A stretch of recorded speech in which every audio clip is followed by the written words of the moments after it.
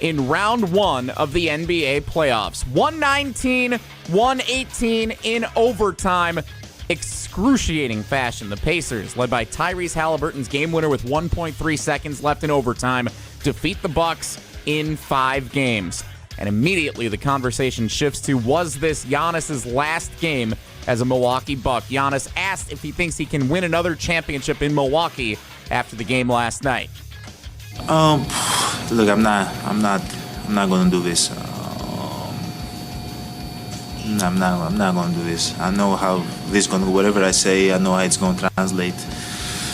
I don't know, man. I wish I was still playing. I wish I was still competing and going back to Milwaukee. I don't know. That's Giannis after the game last night. Plenty of reactions continuing all day on 100.5 ESPN. Wilde and Tausch starts now. Metro Kia of Madison, Madison's trusted Kia dealer. Stop into Metro Kia on the east side of Madison or metrokiaofmadison.com. 3-time Wisconsin Sports Writer of the Year, Jason Wilde. There aren't any Jasons 12 and under. That's a dead name. Packers Hall of Famer, Mark Tauscher. How many kids do you hear, hey, Marky? It might be almost to the point of Ruth. Broadcasting live from the Everlight Solar Studio. You love that name so much, you don't even go by it. On 100.5 ESPN. If you call me Mark, I'm fine. I like my name. I like my name a lot. The ESPN Wisconsin app. Wilde and Tausch. And ESPN Madison on YouTube. It's Wilde and Tausch, isn't it? This is Wilde and Tausch, presented by Pella Windows and Doors of Wisconsin.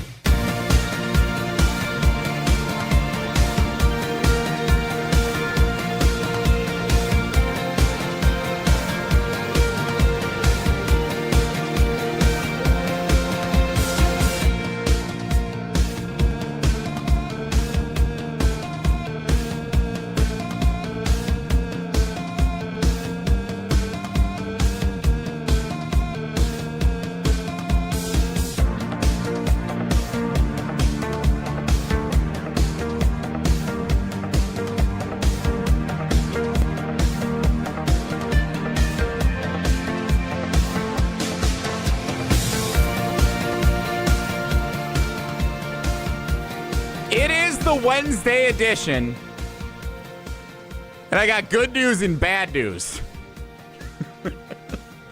The good news is,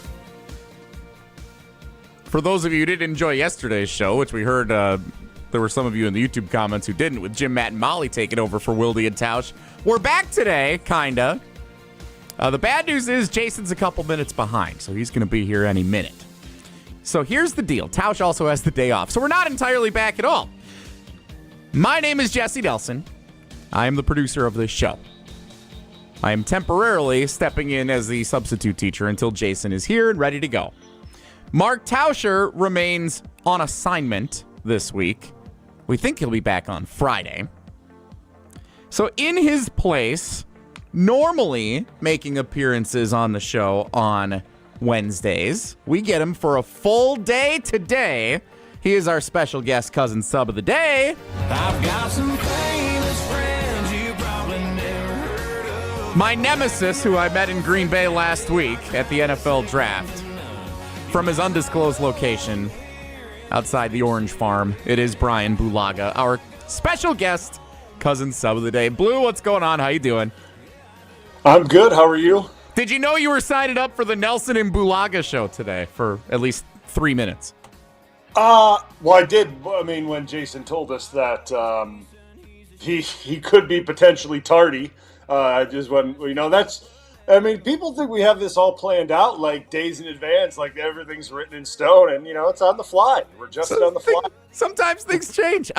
So I was going to save this for Whoa Nelly a little bit later, but while we wait for Jason to get back here. So you were at the NFL draft in Green Bay last week. We had a chance to catch up. It was awesome seeing you. You had the big grill off with Tausch. Let's start by talking about that. So you versus Tausch at the Tundra Trio in Green Bay, just outside of the NFL draft, just outside of Lambeau Field, a very highly anticipated showdown between a couple of offensive linemen that know a thing or two about grilling meat. Our friends at Pit Boss were the ones who put this whole competition together. Tausch was amping himself up about it all last week. And then I ran into you in the backyard, 30 minutes before you guys were getting ready to cook off, 30 minutes before the big showdown. You're like, we'll see what happens. Yeah. Like, you weren't into the thing at all. What happened? I guess I wasn't. I mean, I was into it. I guess I just, I'll put it this way. For one, I originally, and then I found out it was a 14-inch sausage, right? 14-inch, yeah, it's a big yeah, boy. This wasn't something that I'm overly familiar with, right? Like, so let's just start with that. But I will say this. I was, obviously nervous about it because obviously Tucker Kraft was the judge of tasting. So, like, my first initial reaction of doing that is like, don't want to get the guy sick, right? Like, all right, let's not get this guy sick. Your first concern was you didn't want to give Tucker Kraft food poisoning. Yes, that's the first concern because, like, I'm not overly familiar. High standards for this cook-off. Yeah, like I'm not overly familiar cooking that type of sausage. We'll put it that way. That's not my forte. We'll just say that. But then obviously it's a new grill. The Pit Boss grill is fantastic. It's a beautiful grill, by the way. Smoker grill. It's like a combo mix type of deal. So that's new to me. I'm figuring that out. But it comes down to it. When it comes down to it, you got hosed. Oh, look who's here! Yeah, you got hosed. Oh, right. Ridiculous. You won. I'm protesting. Yeah, I mean, I'm not going to sit here and bellyache about it, right? Like, I'm not going to do that. I'm not going to bellyache. You should. I should. But, well, Jesse left a little bit early. He didn't get to see. But yeah, I didn't get to see the big finale. Tausch's sausage was, like, on fire. We almost had to call the fire department. I don't think you should have lost. Yeah, his was burnt, like badly burnt. Now, his presentation after it got badly burnt was better than mine. I might have soaked the bun a little bit too much with the onion and and beer. I really wanted to make sure that sausage had a good flavor to it. Mm-hmm. So my presentation wasn't as good, but I know for a fact that mine tasted better. It was cooked better. But then it came down to a fan cheer-off, and I lost the fan cheer-off. Obviously, I'm in the state of Wisconsin with the favorite Mark Tauscher. Mm-hmm. I lost the fan cheer-off, and that's the way the cookie crumbles. And well, I did think it was inappropriate that your dad then got in Tausch's face and was trash talking him. I didn't think that was necessary. No. Wait, that was Halliburton's dad. Never mind. I got those two stories confused. My fault. Well, it was. I will say this, and I don't know. Thanks for getting the show started without me while I was getting my blood drawn. I may have sped. Got everything all cleaned up there. You all good? I'm good. You're not leaking anywhere, are you? I was promised if I made the appointment at 8 a.m. and my doctor is a guy that I know. His son goes to the same high school as our girls, or as Maddie does, and Sydney will. His daughter's a swimmer at the University of Denver. His wife is Paula's primary doctor. I was like, look, I have the radio show at 9. If I make this appointment at 8, am I going to be okay? Oh, yeah, we'll get you out of there, no problem. Pulled in the driveway at my house at 9:03. So I appreciate you guys getting started. And I do want to get to Halliburton's dad at some point. I don't know if you mentioned this, Jesse, because I know you've been promoting it, but not only did we have Bryan Bulaga, who I did a Q&A with, talking about the old Super Bowl memories after he was cheated out of the Pit Boss grilling competition, but we also sat down with Matt LaFleur. And oddly enough, Tausch didn't skip the sit-down with Matt LaFleur, but he no-showed for when you and I were talking. He was supposed to be up there, too. Yeah. So I didn't understand skipped that. On that. That was some friend. We were ready for it. That was supposed to be a trio up there, and we're about to walk up on stage, and they tell us, "Yeah, it's just you guys." And we're like, "Wait, what? What do you mean?" Well, talent outs. Again, like we said, Jesse, like I said prior to we starting the show, people think we got this thing all figured out, and we got to adjust on the fly. Like, things happen. Things happen in the blink of an eye. We got to adjust. Well, unlike Tausch, I at least showed up midway through the show here as opposed to not doing the Q&A, but it was great. I hadn't seen you in person, I swear, since you left in free agency. I don't remember the last time I had seen you in person because I didn't come down for the tailgate tour stop last year when Jesse posed in the photo as if he was a member of the offensive line, which I always enjoy. So it was great to see you in person. You and I had a great conversation, kind of walking down memory lane about the Super Bowl. Yeah, there you are. What a time we had. Look at if you're watching on video, you got Rasheed Walker, you got Elton Jenkins, and you got Blue. Yep. And then you got Jesse. And they all look very similar. Yeah. Like they all look like they could really road great in front of Josh Jacobs. A few members of our team in there. That was fun. Yep. But I the thing that was really interesting, and Jesse, I know you've been promoting this, and I'm going to promote it as well, is our conversation with Matt LaFleur on the stage. It is on the ESPN Wisconsin app right now in its entirety. We are going to hear some of that conversation during the course of the week. We've got other things we want to get to, including Brian's thoughts on the draft and the Jaire Alexander situation, which continues to sort of evolve, I think. We'll get into that. But it was great to catch up with Matt LaFleur. We did create a huge bottleneck in the walkway to the point where police officers were telling people to move it along. So Matt was very popular, slightly more popular than you and I when we were on stage together.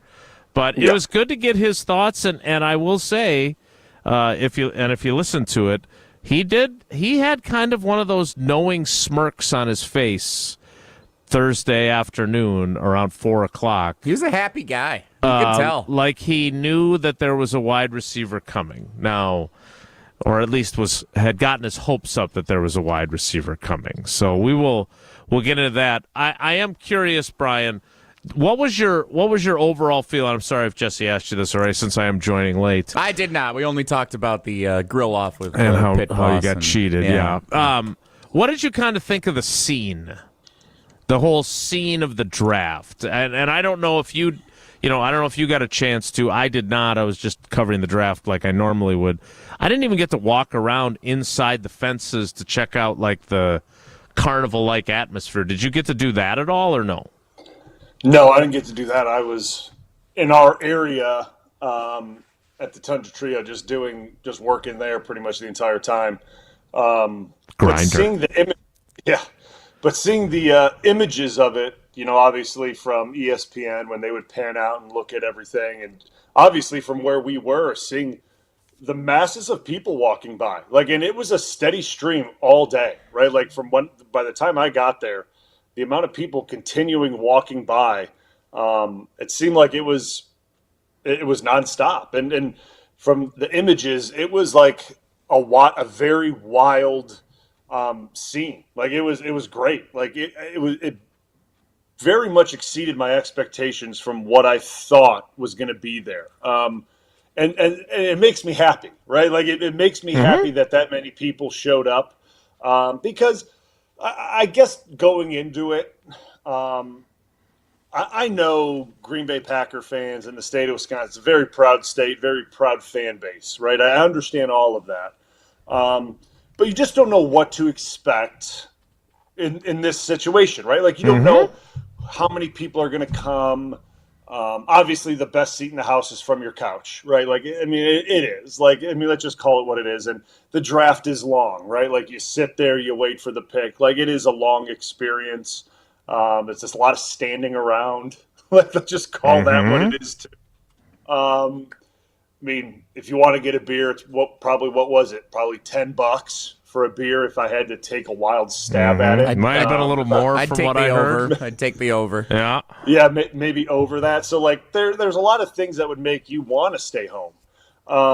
but seeing how many people showed up, and a lot of people wearing green and gold, so that means the state of Wisconsin really showed out, made me really happy. And they represented the Green Bay Packers and the state of Wisconsin really well. So that was really awesome to see over those 3 days how many people showed up. So obviously hats off to the Packers and how they, kind of set this thing up, right? I know it's in conjunction with the NFL. I get all that, right? Like I understand that, but it's on the grounds of Lambeau Field, right? It's in conjunction with the Green Bay Packers. So hats off to them, Mark Murphy, and kind of his last hurrah as the president, and how he kind of sent the organization off in his last kind of, wave off. It was really well done, and I think a lot of people had fun with it and enjoyed their time there. And I was really pleased with how it was done. I thought it was great. Yeah, kudos to you as Wisconsin fans, and I'll take the line from my buddy Pipe Jim, who's the sound guy for Pat McCurdy, and he sees this all the time. Wisconsinites love to drink outside. And this was like a roving tailgate, church festival, all the places that you love to just be able to walk around outside and drink your beer. And I thought Wisconsinites and Packers fans showed up. Because, look, I went into it, I told Tausch this on Monday, I went into this thinking, how on earth is Little Green Bay going to handle getting 200,000 out-of-town people coming into our city, plus the people who live here? And as it turned out, that wasn't that many. Like, there weren't that many out-of-towners. I have a buddy who drives for Uber, and he drove around Pac-Man Jones, but otherwise he didn't have that many gigs. Like, I think it was, that's 600,000, which, again, if you went all 3 days, they count you as 3 people. And as I've had a number of people point out, they kind of stopped scanning the app, the OnePass app. So after further review, I'm not sure they ever started scanning the app. Well, they did pause the entries on Thursday for a while, so they must have at least known. They were counting somehow. It might have been just a guy counting and monitoring the monitors somewhere. 1, 2, 3, 4. Yeah, might have been it. But I think it was the vast majority of folks were Wisconsinites or Iowans or Minnesotans or Illinois folks who came in that are Packers fans, because it was a manageable thing. And there's already talk of, well, what can we do next in Green Bay? I've been seeing on the local news. Now, I also have seen that there were a lot of frustrated business owners because they did not get the huge bump in business that they were expecting, which, again, leads me to wonder if you're a local person, you've got kind of your places to go and whatever, and I'll be curious to see kind of what the postmortem is on it. But it was from a purely visual standpoint. When those drone shots or high camera shots would show the crowd, how could you be anything but proud, right? I mean, Wisconsinites showed up in a big way. All right, I want to get Brian's thoughts on this draft. 2 enormous offensive linemen among the 8 picks, 1 in the 2nd round, 1 in the 7th. Dave and Aaron Blue probably came up to the draft to try and recruit big old Wisconsin offensive lineman for Iowa. Hey, as Ted Thompson taught us, good Lord only makes so many big guys. So you find them where you can find them. That's for sure. All right, today is also a sad day because it is the end of April, which means it's the last time that, well, Tausch was here, but that I get to talk about the buzz that was surrounding our unbelievable TV commercial for Pella Windows and Doors of Wisconsin. That's right. It's what a run. Going to be off the air now that the draft has passed us. But there's also been a lot of buzz surrounding not only the draft, but all the great things that Pella has to offer. But you won't find a draft seeping through your Pella Windows and Doors. In fact, you should make Pella your number 1 pick, because right now you can take advantage of no-interest financing options or free glass upgrades. Their talented designers and installers can match your unique home through seamless customizations. I know we had that done with our big new window that we've got in the front. Certain restrictions do apply, and the deal ends today. So place your free in-home consultation today at PellaWI.com. Bryan Bulaga is our cousin sub of the day. Cousin subs, we believe in better. It's Wilde and Tausch. This is Wilde and Tausch, presented by Pella Windows and Doors of Wisconsin. Call Gina Della from Pella today, 855-PELLA-WI, and online at PellaWI.com/radio. Hey, Gina, did you hear about the draft? Wayne, there's no draft at Pella. There's definitely a draft. Right, Wilde? Yeah, everybody's talking about it. Pella windows are constructed of the highest quality. No drafts.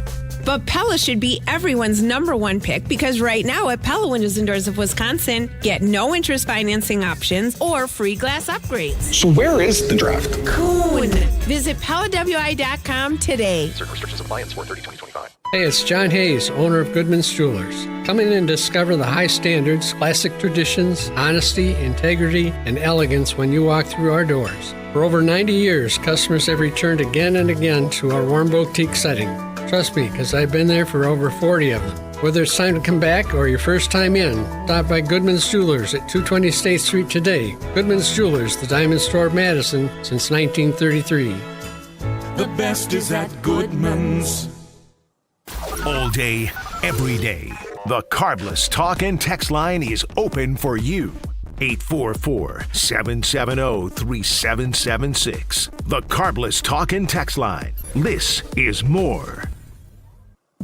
You're only minutes away from a better buying experience at Simmons Chevy in Mount Horeb. Jim Rutledge here. What is a better buying experience? Well, that's the thing. You get to define it. It is the experience that is customized to you. What experience do you want at a car dealership? They can be your trusted friend or your trusted expert. So if you're in the market for a new or new-to-you Silverado, Colorado, Blazer, Trailblazer, remember, you're only minutes away from a better buying experience. And that's at Simmons Chevy in Mount Horeb. Hey, this is Jeff Levering with the Brewers Radio Network, and I've got a question for you. Is your home ready to shine this season? Whether it's roofing, siding, or windows, Ridgetop Exteriors is the name you can trust. For over 20 years, Ridgetop Exteriors has been Wisconsin's favorite for roofing, and they bring that same expertise to siding and windows. Imagine vibrant, low-maintenance siding and energy-efficient windows that brighten your home while cutting energy costs. Ridgetop Exteriors holds all expert-level installation credentials with the leading manufacturers, including Pella, James Hardie Fiber Cement Siding, and LP Smart Side Engineered Wood Siding. With thousands of 5-star reviews and a commitment to excellence, they're the clear choice for home improvement needs. Plus, consultations and estimates are always free, so there's no reason to wait. Call Ridgetop Exteriors today or visit ridgetopexteriors.com to schedule your free consultation. Ridgetop Exteriors, putting customers first every time. Ridgetop Exteriors is the place for you. Have you been waiting to buy your next home? Stop. Now is the time to get housed. What's up, Madison? It's Stacy from Bruner Realty. Nobody has a crystal ball to know what the future holds. The longer you wait to find your next home, the better the chance you'll be paying more for it than you would be today. Don't miss out on what could be the best opportunity to find your dream home. Contact our team at BrunerRealtyInc.com to help start your search. That's BrunerRealtyInc.com. Let's get housed. This update sponsored by UW Credit Union. For every stage of life, UW Credit Union is here for every you. Fans, here is the Quick Trip to the Ballpark ticket offer. Spend $200 at participating Quick Trip locations and get a free Terrace Reserve ticket to a 2025 Milwaukee Brewers home game. Check brewers.com/quicktrip for more details. Join UW Credit Union at uwcu.org. Insured by NCUA. Thanks to VA, I have a place to call home with the VA Home Loan, an education with a GI Bill, the highest quality, most affordable healthcare, and the financial support I need to manage the disabilities that I have from my service. Get what you earned. Visit choose.va.gov. Not all veterans are eligible for the type or amount of benefits mentioned here. The NBA playoffs on ESPN Radio. Edwards, right side three. Splash! The Timberwolves win 2 straight in Minneapolis and take a 3-1 lead over the Lakers. Can LA survive a must-win Game 5? Tonight on 100.5 ESPN. 'Cause I'm a hazard to myself. Don't let me get me. No, I'm my own worst enemy. It's bad when you know yourself. So irritating. No, don't wanna be my friend Continuing with Bryan Bulaga as our cousin sub of the day for Tausch. Cousin subs, we believe in better. All right, Brian, put on your analyst cap. Packers take 8 players in the 2025 NFL Draft. 2 wide receivers, 2 offensive linemen, 3 defensive linemen, including 2 edge rushers, and a corner, and a partridge in a pear tree. Your overall thoughts of the 8-player haul, which is the smallest draft class, tied for the smallest draft class Goody has ever had. What did you like? What did you not like as much? What are you intrigued by? What'd you think?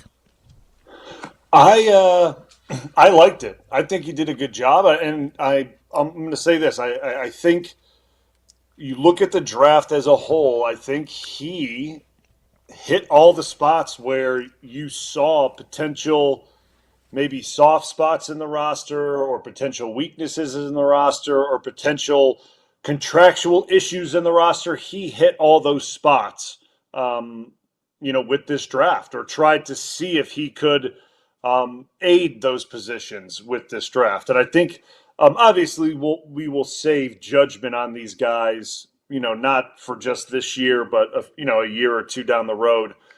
We can't judge picks in 1 year. That's unfair.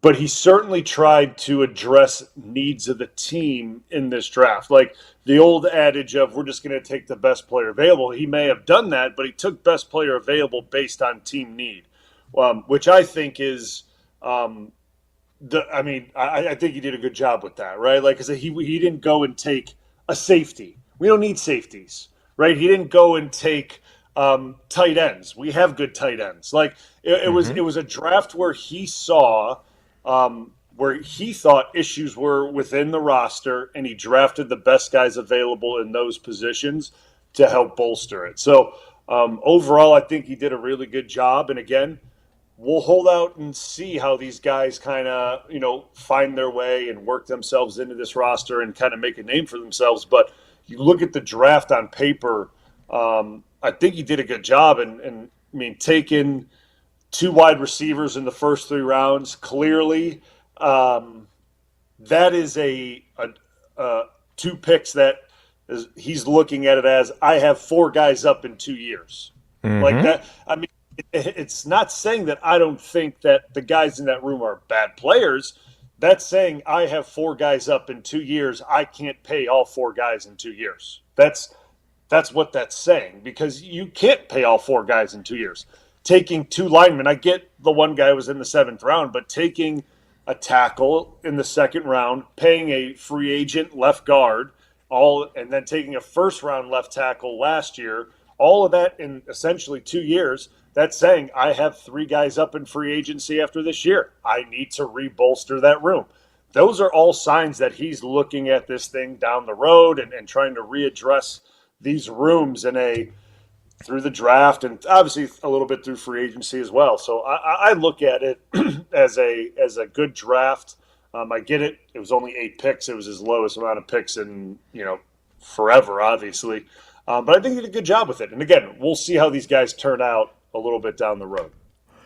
John Williams is the left tackle from Cincinnati that they took in the 7th round at number 250. Started 27 games at left tackle during his career for the Bearcats. He's 6'4", 322. Anthony Belton, the 2nd-round pick, NC State, also a left tackle. Started 38 games as a left tackle in college. He is 6'6", 335. The plan for you when you were drafted was, I think, to replace Chad Clifton. You ended up replacing the guy you're replacing on the show today. And you never really got your opportunity at left tackle because you tore your ACL on family night when you were supposed to be the left tackle. But, man, does this team love moving guys from left tackle to elsewhere, right? T.J. Lang was a left tackle. Josh Sitton was a left tackle. David Bakhtiari was a left tackle and got to stay there. But take me through being around those guys and doing it yourself, going to the right side. How hard is that? Because I'm not sure Anthony Belton he's not going to be in the competition for the left tackle job this year. Goody said so. He said it's going to be Morgan against Rasheed Walker. So what's realistic to expect of these two behemoth offensive linemen that they drafted? Yeah, I mean, that's an interesting I didn't hear him say that, so that's news to me right off the get. So for him to say that, that's essentially him letting Belton know, like, hey, like, might as well take that spot and let you know, like, this isn't going to be a three-man battle for that job. Mm-hmm. Like, so, like, yeah, he may take reps there probably with the third team. You know what I mean? Just to take reps there, because chances are, like, and this is most likely. I'm just calling it how it is. He's going to be up on game day, right? Like, let's just call it what it is. Like, no matter which way you cut it, Belton most likely will be up on game day. So he needs to be able to know how to play that position and whatnot. But he's essentially telling them, like, hey, you're going to have to learn how to play left guard. You're going to have to learn how to play right guard. You're probably going to have to learn how to play right tackle. He's letting him know now that I get you played 30-something games at left tackle in college, but you're going to have to change your mindset and have to be open to learning different positions. It's tough as a young guy when that's the only thing you've done your entire collegiate career. It's tough, especially when you want to come in and you want to compete and show your best version, right? Like you want to show this coaching staff and you want to show the GM that, like, this is the best version of me, and the best version of you is that left tackle. And they're essentially saying, like, yeah, you're not getting that opportunity, at least right now. It's tough, but you're just going to have to go in there and kind of, take the opportunity that they give you and run with it and be the best version of yourself at that position. Now, whether that's at right tackle, not going to get many chances at right tackle with Zach Tom. You're just not. You're not going to get many opportunities with the ones at right tackle. Maybe if Zach Tom, because as Zach Tom gets older, they're going to start cutting his reps too. Like, they're just they're going to start chopping his reps down. They're going to get less and less and less. I get he's not even out of a first contract yet, but they're going to start protecting him too. Like, it's just natural. It's the natural order of things as guys get, not that he's getting old in this league, but he's going into a contract year. He's getting up in there in the league. He's getting more experience. So he will probably get reps at right tackle with the ones at some point, but not as many as he would want. There's a chance that he competes at right guard with Sean Ryan. There's a chance of that. I mean, this dude is massive, 6'6", 336 pounds. I mean, that is a large human being. Like that, any way you cut this thing, that's big. But you mentioned it, like TJ, Josh, they were left tackles in college. They kicked inside to guard. The only caveat to that is those guys, they were guard bodies, if that makes sense. To the listeners, like, you know what I mean? Does. Like they weren't really tackle bodies. Could they do it in a pinch? Yeah, TJ did it. Josh did it, I think, a couple times in his career. Kicked out there and did it for like maybe a quarter. TJ had done it for a game or two, I think, in his time. But that wasn't their. But fans should think of like Sean Ryan, who wears your number. Sean Ryan was a left tackle at UCLA, but again, when you look at him, he looks more like an NFL guard than a left tackle. Yes, Fair? Correct. Yeah, yes, exactly. So like he's a perfect example of that. Is he's more of a guard body and a guard fit, and you look at how he's played over the last kind of year and a half. It fits that like mold of like transitioning from left tackle in the guard, and he's kind of settled in there and he's played well. So like this is going to, like, the one thing I will say about this is these two guys getting drafted here, the left tackles, that they're going to have to transition and find spots on the line to play and compete. It's going to make this room better, right? It's going to make it better. It's going to make it more competitive. It's going to push guys, which overall is better for the team, better for the offense, because the more competition you can get at certain spots, the better it is for the group overall. And in my time there was like there just never really was that type of deal, right? Because you looked at the starting five, and there really wasn't many guys that were pushing those five, right? Like, I mean, I'll just call it what it is. Like, no one was pushing Bakhtiari. No one was pushing Sitton. No one was pushing Lindsley. No one was pushing TJ. And, like, I always felt like I was being pushed because I felt like they always brought someone in to push me. But I felt like I was fighting every year for my job. But that's just what it was. Like, that's how I felt personally in my head. But, like, that's how, like, that line was set up. So, like, sure, maybe they would bring guys in and you felt like you were being pushed and they were drafting guys to try to replace you, and that's how you mentally have to approach it. But you look at the roster and it just wasn't that way. This is different right now, the way this is set up, if you look at it, right? Like, you have guys that have been starting lots of games, but there's guys behind them that are high picks that are pushing them right now. And it's very different the way this is set up. So it's exciting. And it's going to be a very high level of competition during camp. I'm excited to see how this whole thing kind of shakes out. I am too, and I'm also very interested to see how it shakes out long term because, again, I like Sean Ryan. I think he plays with a nastiness. But when you draft a guy in the second round like they did with Anthony Belton, now the handwriting is, it appears to me, and this is just my view, that I think Goody is thinking we're going to recycle offensive linemen on a regular basis, and we're going to just cycle through them. I'm still curious. You know, I don't know how Elton is feeling right now, but if I was Elton with the move to a different position and all the other stuff, I'm not sure I'd be super happy with my contract situation with 2 years left on the deal.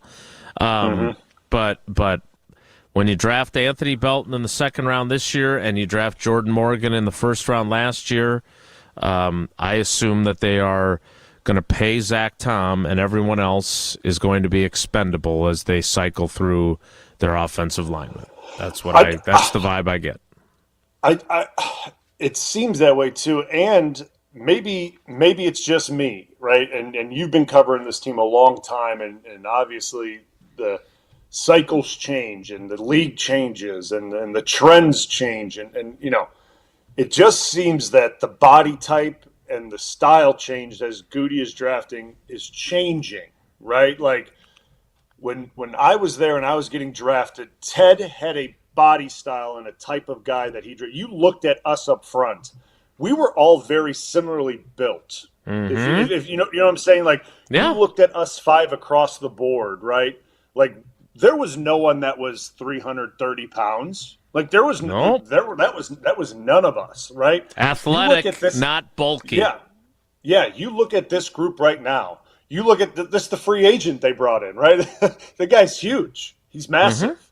And then they draft Belton, and you know, Rasheed Walker's a big man. He's an enormous guy too. Like, so you're looking at this kind of this shift in mindset of the body type of offensive lineman that Goody is envisioning for this group, and does that make you think what type of run style and run game are they envisioning for this group? And that's intentional, right? Like, that's not a mistake. That's not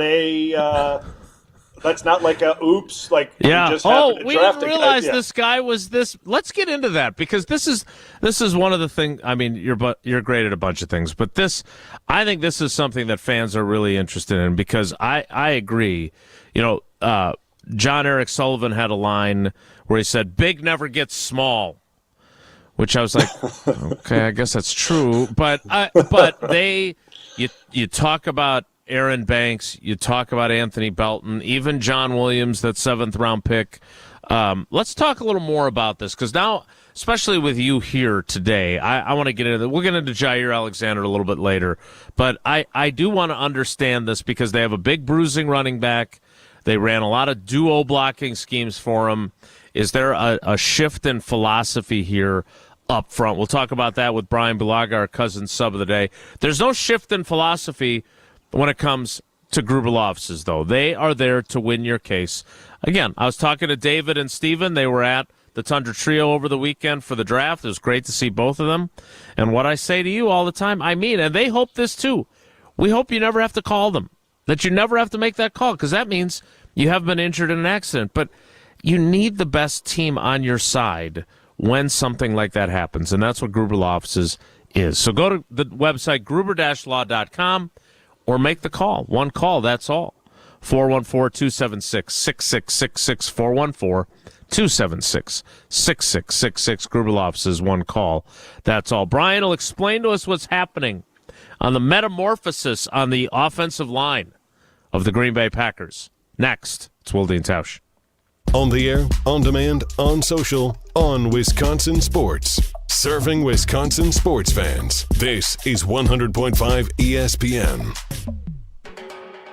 Baseball is back. Bryan Bulaga here to bring you a proud partner of the Milwaukee Brewers. Surfside Iced Tea and Vodka and Surfside Lemonade and Vodka. A delicious and perfect pairing for a day at the ballpark. Stocked at American Family Field all season long. Surfside is only 100 calories per serving, and the best part, zero bubbles. Ask for it at your local bar or liquor store. Surfside, an official partner of the Milwaukee Brewers. Must be 21 years of age. Please drink responsibly.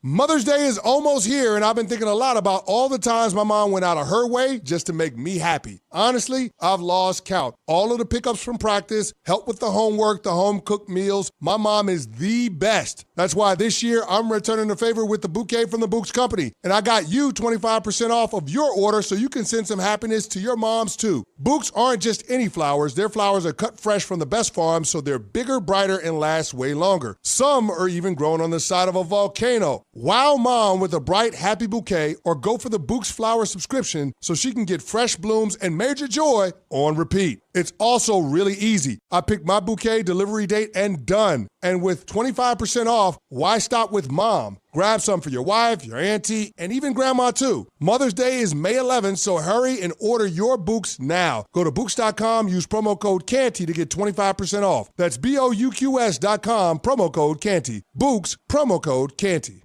Mark Tauscher here to tell you a little bit more about Everlight Solar. We all know that electricity costs are on the rise. That's why you need to talk to my friends over at Everlight Solar. Their local team here in Madison is here to keep it simple. From your no-cost consultation to solar panel installation, the team at Everlight Solar will be with you every step of the way. Not only will they help you save money, but by switching to solar, you're also helping save the planet. Everlight Solar, a proud partner of Wisconsin Athletics. Check them out at everlightsolar.com. The area's best high school sports coverage is Zimbrick Honda's presentation of Prep Mania. Join me, Hunter Vaughn, and the Dean Dennis Summerout this Saturday at 9 a.m. We react to the huge news of the WIAA voting to allow name, image, and likeness at the high school level. Plus, the Dean and I recap the week that was for area schools as the postseason is just a few weeks away. All that and more this Saturday at 9 a.m. right here on 100.5 ESPN and the new ESPN Wisconsin app. Ben Brust here to tell you about the Princeton Club. If you're looking for a place where you can better yourself while having a wonderful atmosphere, you have it at the Princeton Club. Strong communities, strong body, and strong mind. All it takes is one small step to start today. You will see that you have everything you need in order to achieve all of your goals. Find your better tomorrow at the Princeton Club. 8 Madison locations where you go in there, you take a tour, and you realize this is a place for me. Find more at PrincetonClub.net. The 2015 Wisconsin men's hoops team gave us all a march to remember. There will be no undefeated champion on Wisconsin with an unbelievable stretch drive to the championship game. On June 26th, enjoy an intimate celebration with the stars of the run with Made 'em Believe. Presented by M3 Insurance. World-class expertise and individual attention. Tickets are on sale now at uwhoops2015.com. Made 'em Believe, June 26th at the Orpheum Theater in Madison. Hi, I'm Eric Brown, owner of Siding Unlimited. Siding Unlimited is the proven exteriors professionals for 31 years. Family owned and locally operated right here in Wisconsin. National and local awards proving Siding Unlimited will deliver peace of mind. Looking for inspiration to replace your windows, roofing, siding, and doors? Stop by our amazing showroom at 2018 South Stoughton Road in Madison. And definitely check out sidingunlimited.com. We are Siding Unlimited. Your state, your teams, your ESPN. The ESPN Wisconsin app. Customizable just to you. Find the ESPN Wisconsin app in the Apple or Android app stores today. I've got some famous friends you probably never heard of, but back in Rutherford County, our crowd is second to none.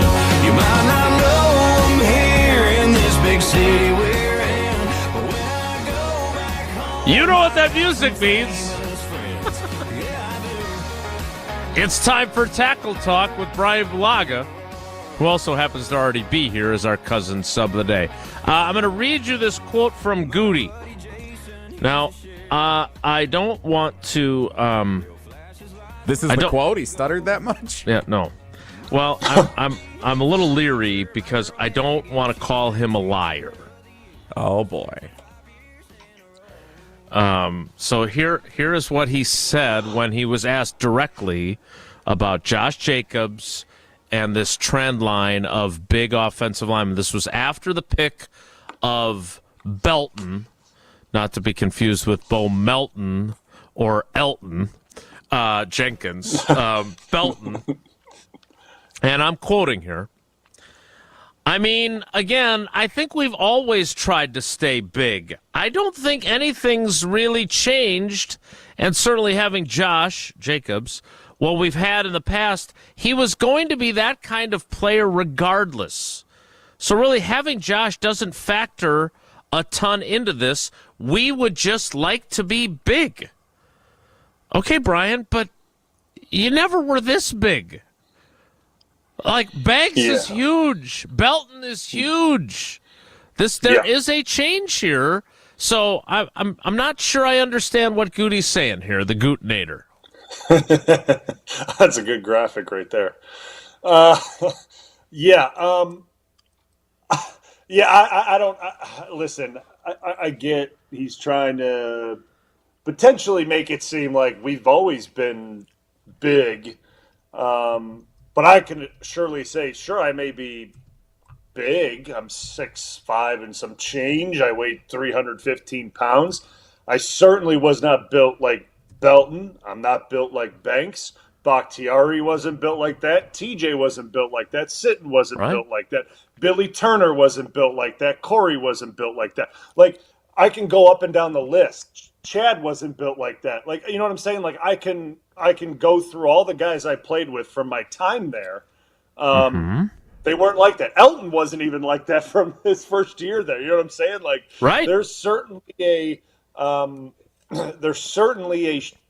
shift in mindset of how they want this group up front to look, and their mentality of potentially the run game and how they want this thing to look, and potentially even a schematic shift. Now, I'm not saying they're getting away from LaFleur's bread and butter. I think that would be a bad thing to do. That is not the thing to do, because you don't bring in Banks from the Shanahan tree, which he is used to doing. He's used to running this scheme. Right? This is where he comes from, to just go away from that, right? Like, that is not what you do. But you don't bring in these massive bodies to just go side to side, right? Like, that's not something that you do. I mean, you look at what comes to mind right away to me is what Philly does, right? Like, Philly has massive offensive linemen. Like, they are massive up front. Yeah. Philly's been massive up front for a long, long time. And Philly, yes, they do run zone, right? Like, they do run a lot of zone. But what Philly does really well is they run a lot of pin and pull. So they down block, pull a guy, and Saquon follows behind. Or they run a lot of duo downhill or tight inside zone, and Saquon follows behind that. So there's a lot of trends that follow in the NFL, right? Like, trends are a very interesting thing in the NFL. And it seems to be that the trend in the NFL right now is going away from kind of what I remember us being in Green Bay for the longest time was kind of what we were, right? We weren't small by any stretch of the imagination. No. Like, we weren't tiny, but we were all in that 315 and under size frame, like, and we were good laterally. We were really pass blockers. That's what we were, right? We had Aaron Rodgers as our quarterback, so we were pass blockers. Like, that's what we did really well.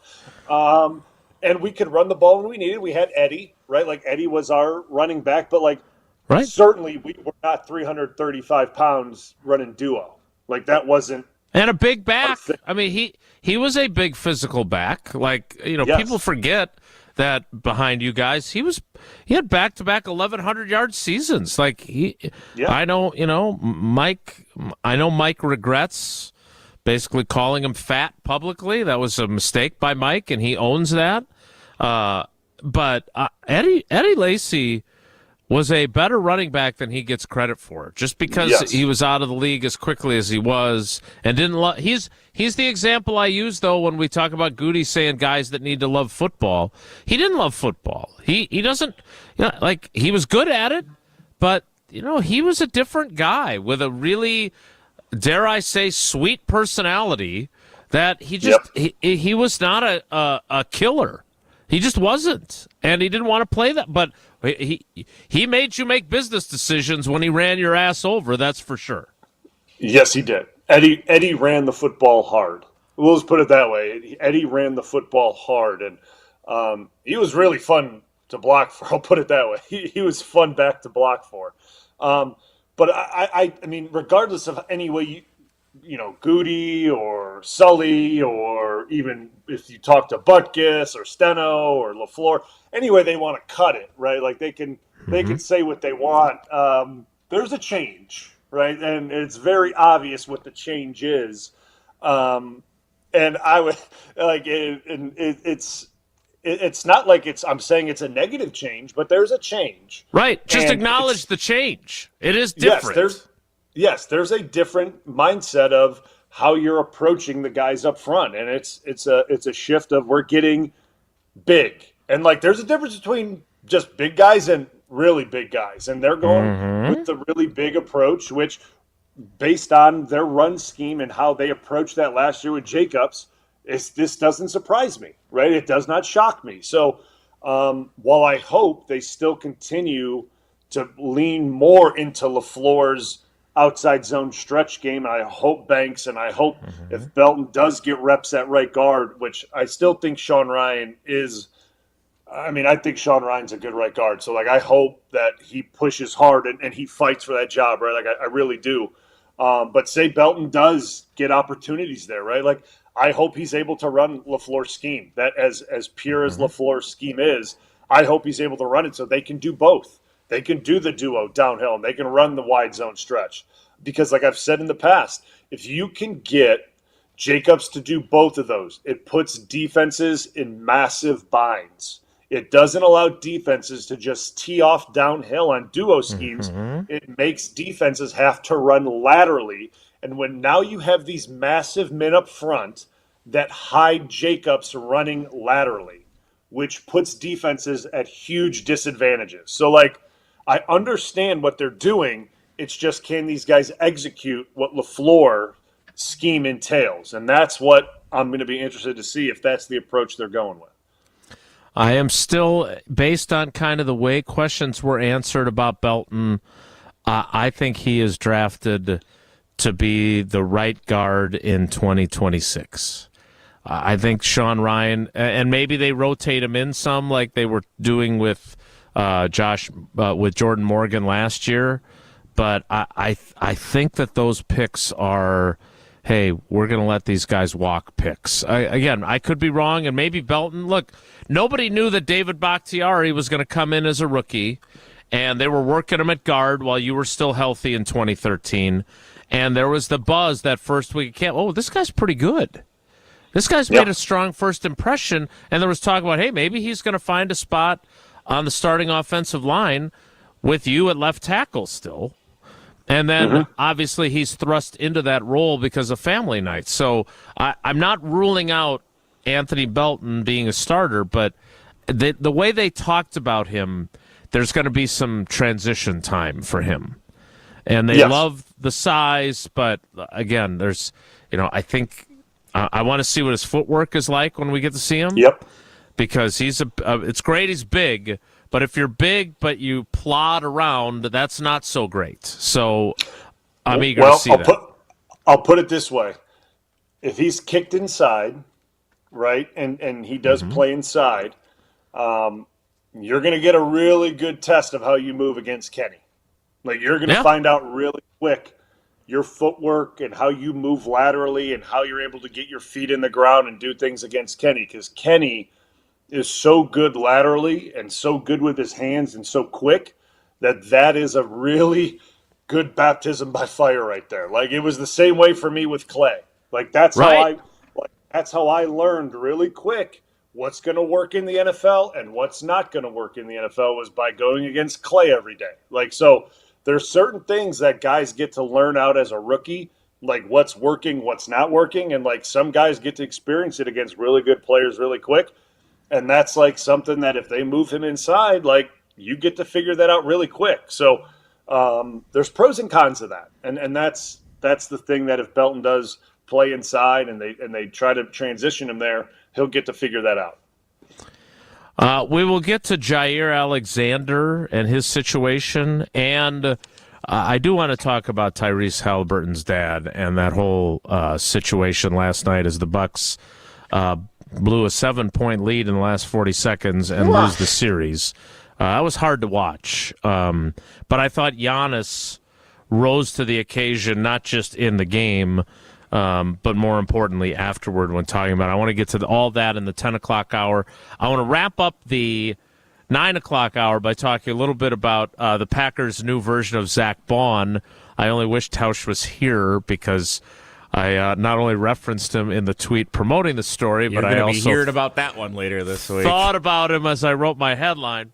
We'll get to that after Jesse tells us about the Hard Rock Casino where Tausch and Jesse and I will all be, unless you're going to... There's no way you're not going to this, right? Oh, I'm going to this one. Yeah, rumor has it my mom and dad might even make a stop by at this one. That's a week from tomorrow. Yeah, we'll check this out. Fancy graphic on the video stream for those of you that are watching with us. Yeah, we will be at the Hard Rock Casino Rockford next Thursday, May 8th, doing the show. Jason Tausch, I wasn't good enough to make the graphic, but that is fine. I will be there too.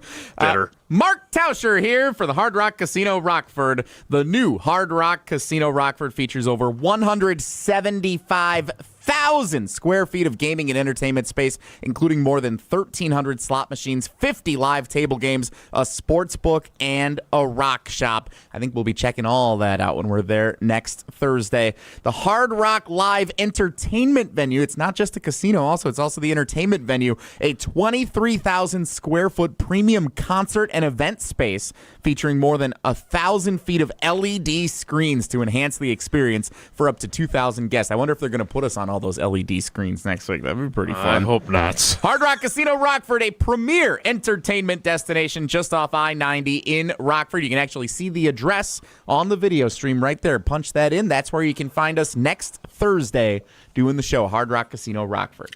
I did punch that address in, and it's only 2 hours and 58 minutes from my house. So and if you speed like you did this morning, you'll make it in 2.5. It'll be a bit of a commute for the show, but we're really excited to do it, so we look forward to that.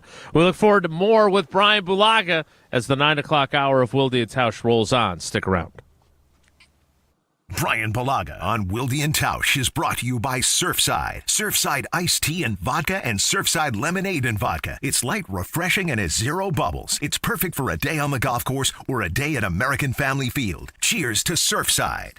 It's ESPN Wisconsin's Ben Bruss talking about our friends at Road America, America's national park of speed. Get out of your house this summer and go to Road America, located conveniently between Green Bay and Milwaukee and Elkhart Lake. Come see a race at the legendary 4-mile, 14-turn road circuit that has hosted some of the best races since 1955. Spring Vintage Weekend with the SVRA is up next on May 16th through the 18th. Camp on site all weekend and enjoy free admission for kids 16 and under with a paying adult at the gate. Come for the experience and stay for the race. Get your tickets at roadamerica.com.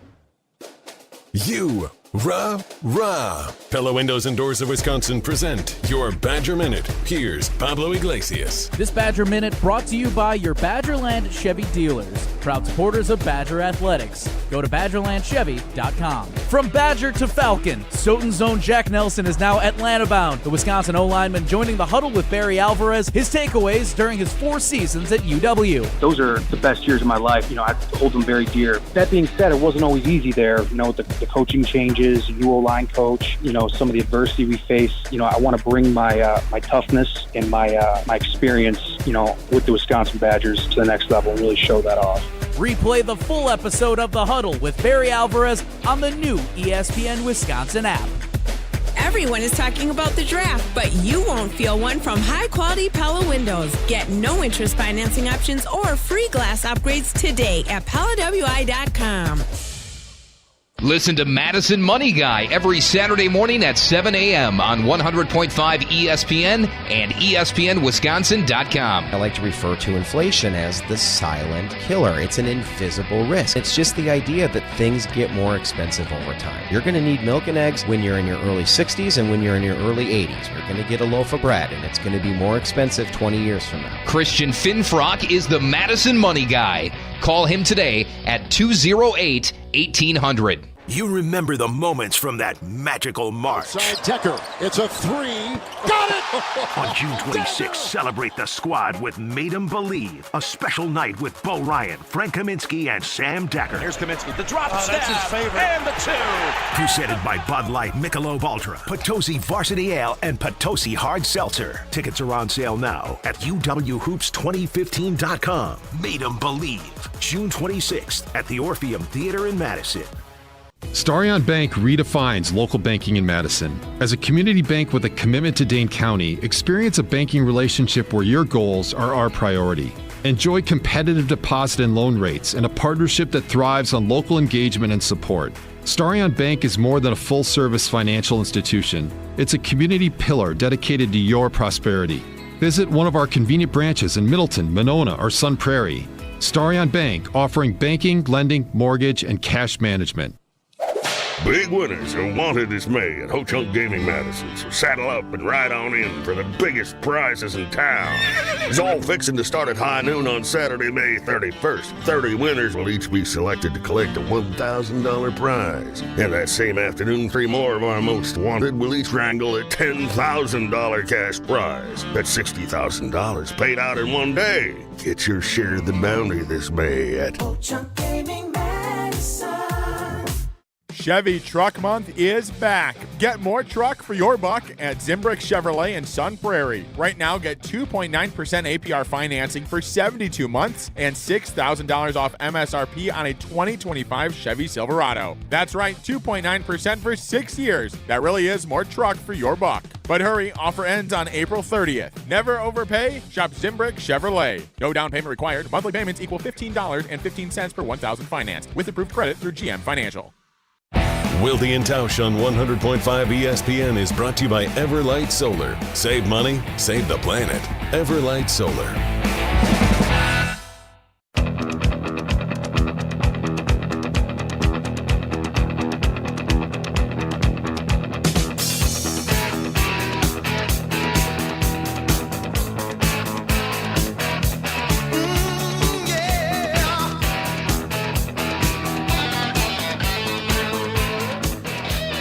I don't necessarily get irritated easily, despite my reputation. But when Tausch was getting after me after the season for suggesting that one of the keys to the offseason would be for Goody to go out there and get his Zach Bond, I wasn't saying that the guy that he picked up necessarily needed to suddenly morph into a first-team All-Pro the way Zach Bond did. I believe the response was something along the lines of, no blank, let's go pick up a guy for nothing, and he turns into an All-Pro. Which, oh, by the way, Goody had done already with Devondre Campbell. So there was some history to that, right? But they signed Isaiah Simmons, who again, when news comes out of a guy signing a deal and the insiders like Ian Rappaport and Adam Schefter never mention how much the deal is worth, it ain't worth much in the grand scheme. It's certainly worth more than my salary, but it is not worth big bucks because otherwise agents want that information out there, okay? So he gets a 1-year deal from the Packers. But, Brian, this guy was the 8th overall pick in 2020. He has never missed a game in the NFL, 84 games. He has started 42. Has he been a field-tilting player who lived up to his 8th overall pick status? No. Spent the last 2 years with the Giants, played on special teams, freak athlete, 9.97 RAS score.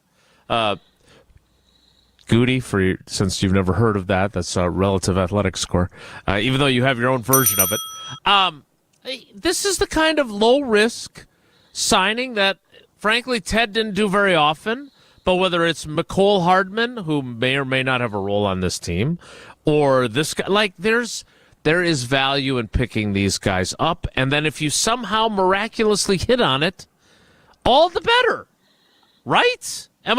This really irritates me. And the fact that I was thinking about Tausch when I wrote the headline, and I made sure that I put in there, could Isaiah Simmons be the Packers' version of Zach Bond? Yes, I was thinking about the big fella. You very much so. You might as well made the title "Hey Tausch" with a middle finger emoji, because that's what it read like to me.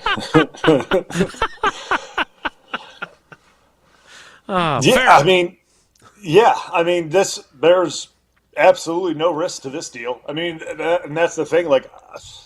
I can't say I know much about Simmons. You know what I mean? I can't say I know much about him. I do know this, that, with the linebacker room, it's Quay, it's McDuffie, it's Cooper, and they brought back Christian Welch, the former Iowa player. And Welch. They've got Tyron Hopper, the 3rd-round pick last year, who didn't do much last season. Okay, so they got 5 in the room right now, technically. Mm-hmm.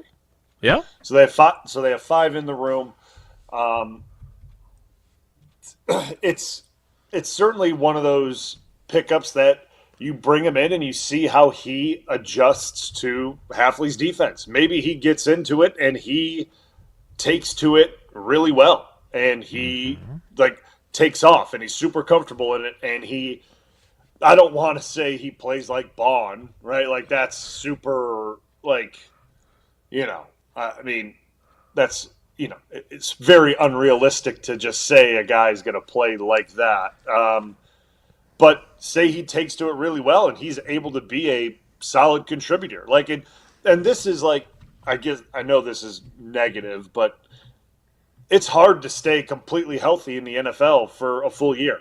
At every position, right? We saw Quay get hurt later in the year, and we saw things like that. Those things happen throughout an NFL season.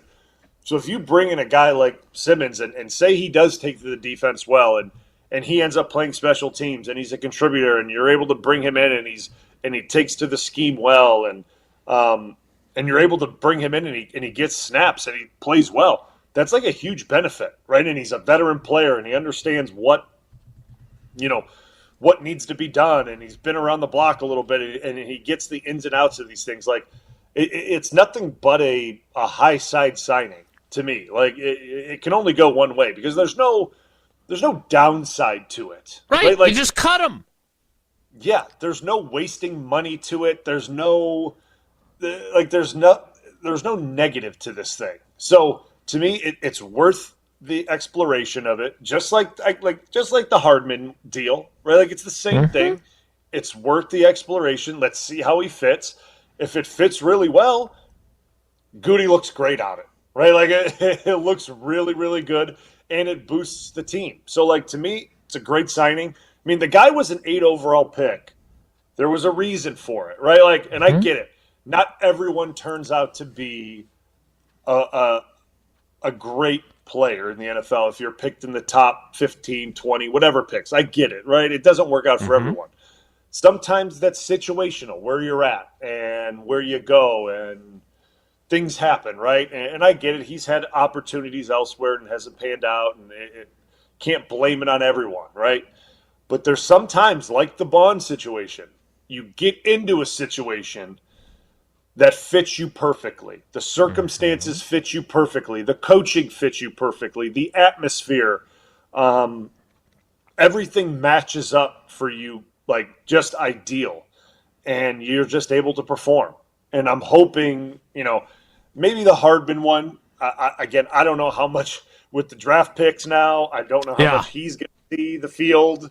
But with this one, and I get it with Cooper, with Quay, even with McDuffie, right? Like those guys are the guys, right? Like you assume those are the guys. But with him, with Simmons, you just never know. You bring him in and he takes to this thing really well.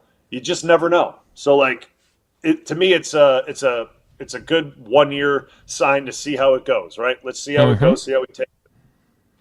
Yeah, I'm curious. And again, I'm not saying he's going to become Zach Bond, but if he costs you next to nothing and no guaranteed money, and it doesn't work out, you cut him in training camp and you keep younger guys that you like. I mean, he's only 26 years old. Like, there's a lot in front of him still, and maybe, like Blue said, sometimes you just had to hit on the right fit, and maybe this, as opposed to Arizona and the Giants, is the right fit. All right, we'll get into the 10 o'clock hour. We'll talk about Jaire Alexander and how he still fits or doesn't into the Packers' plans. If you've got plans, everybody's got plans. But for every stage of life, you better plan on making the switch to UW Credit Union for every you. Proudly serving Wisconsin for over 90 years, they'll help you reach your financial goals. People ask Tausch all the time why he joined UW Credit Union. Is it to keep his banking local? Is it the member-first service? Is it great perks like early payday? Is it to be more like Wilde, because Wilde's been a UW Credit Union member for much longer? It's all of that, but he also likes to say it's because of that cute Bucky on his card. I can't say no to that rascal, he likes to say. That rascal. If you love Wisconsin like he does, you can't pay with anything else. Become a UW Credit member and UW Credit Union member, easy for me to say, and get your Bucky card like Tausch. Federally insured by NCUA. Terms apply. The 10 o'clock hour of Wilde and Tausch with Bryan Bulaga as our cousin sub of the day starts in 2 minutes, so stick around. Don't go anywhere. Another hour of Wilde and Tausch, presented by Pella Windows and Doors of Wisconsin, is coming up next on ESPN Wisconsin and the ESPN Wisconsin app. Locally produced, handcrafted, award-winning spirits. Only one way to do cocktail night right, and that's with Door County Distillery. Hey, it's Alex Stroh. For 4 years now, I've been telling you the only way I do cocktail night right at the Stroh household, and that is with my friends at Door County Distillery. Whether it's a bourbon on the rocks, an old-fashioned made with their cherry brandy infused with Door County cherries, or something like a rum punch with the weather getting warm, it's always Door County Distillery. Find it wherever local spirits are sold or visit doorcountydistillery.com. Hey, it's Kelly Sheffield, Wisconsin Badgers volleyball head coach. You're listening to 100.5 ESPN, WTLX, Monona, Madison, a good Karma Brands radio station. Broadcasting live from the Everlight Solar Studio, this is your Metro Kia of Madison Sports Center. Good morning, Madison and streamers everywhere. I'm Jesse Nelson, Sports Center, brought to you by Goodman's Jewelers, the diamond store of Madison for generations. Check them out, 220 State Street and online at goodmansjewelers.com. Milwaukee Bucks eliminated from the playoffs for the third straight year after the first round. The Bucks fall in 5 to the Indiana Pacers, including in overtime last night, 119-118. The excruciating final score. Tyrese Halliburton game-winning layup with 1.3 seconds to go in overtime after the Bucks led by 6 with 40 seconds left. Giannis asked after the game if he can win another title in Milwaukee.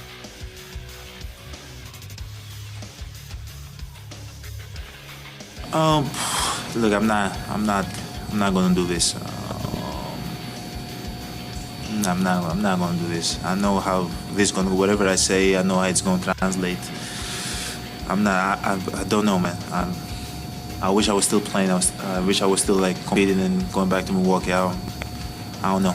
Reactions continue all day here on 100.5 ESPN. Baseball, Brewers 7-2 winners over the White Sox last night. Game 2 of the series tonight, 6:40, first pitch. Metro Kia of Madison, Madison's trusted Kia dealer. Stop into Metro Kia on the east side of Madison or metrokiaofmadison.com.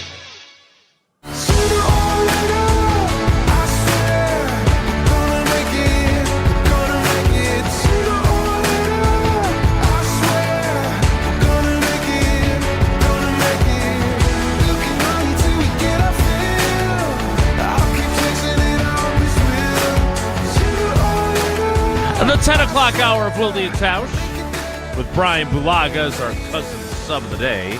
Cousin subs, we believe in better. Starts now, and it starts with Jaire Alexander and the Jaire saga, which rolls on and has taken a bit of a turn. Although, again, fool me once, shame on me. Fool me twice, you shouldn't fool people.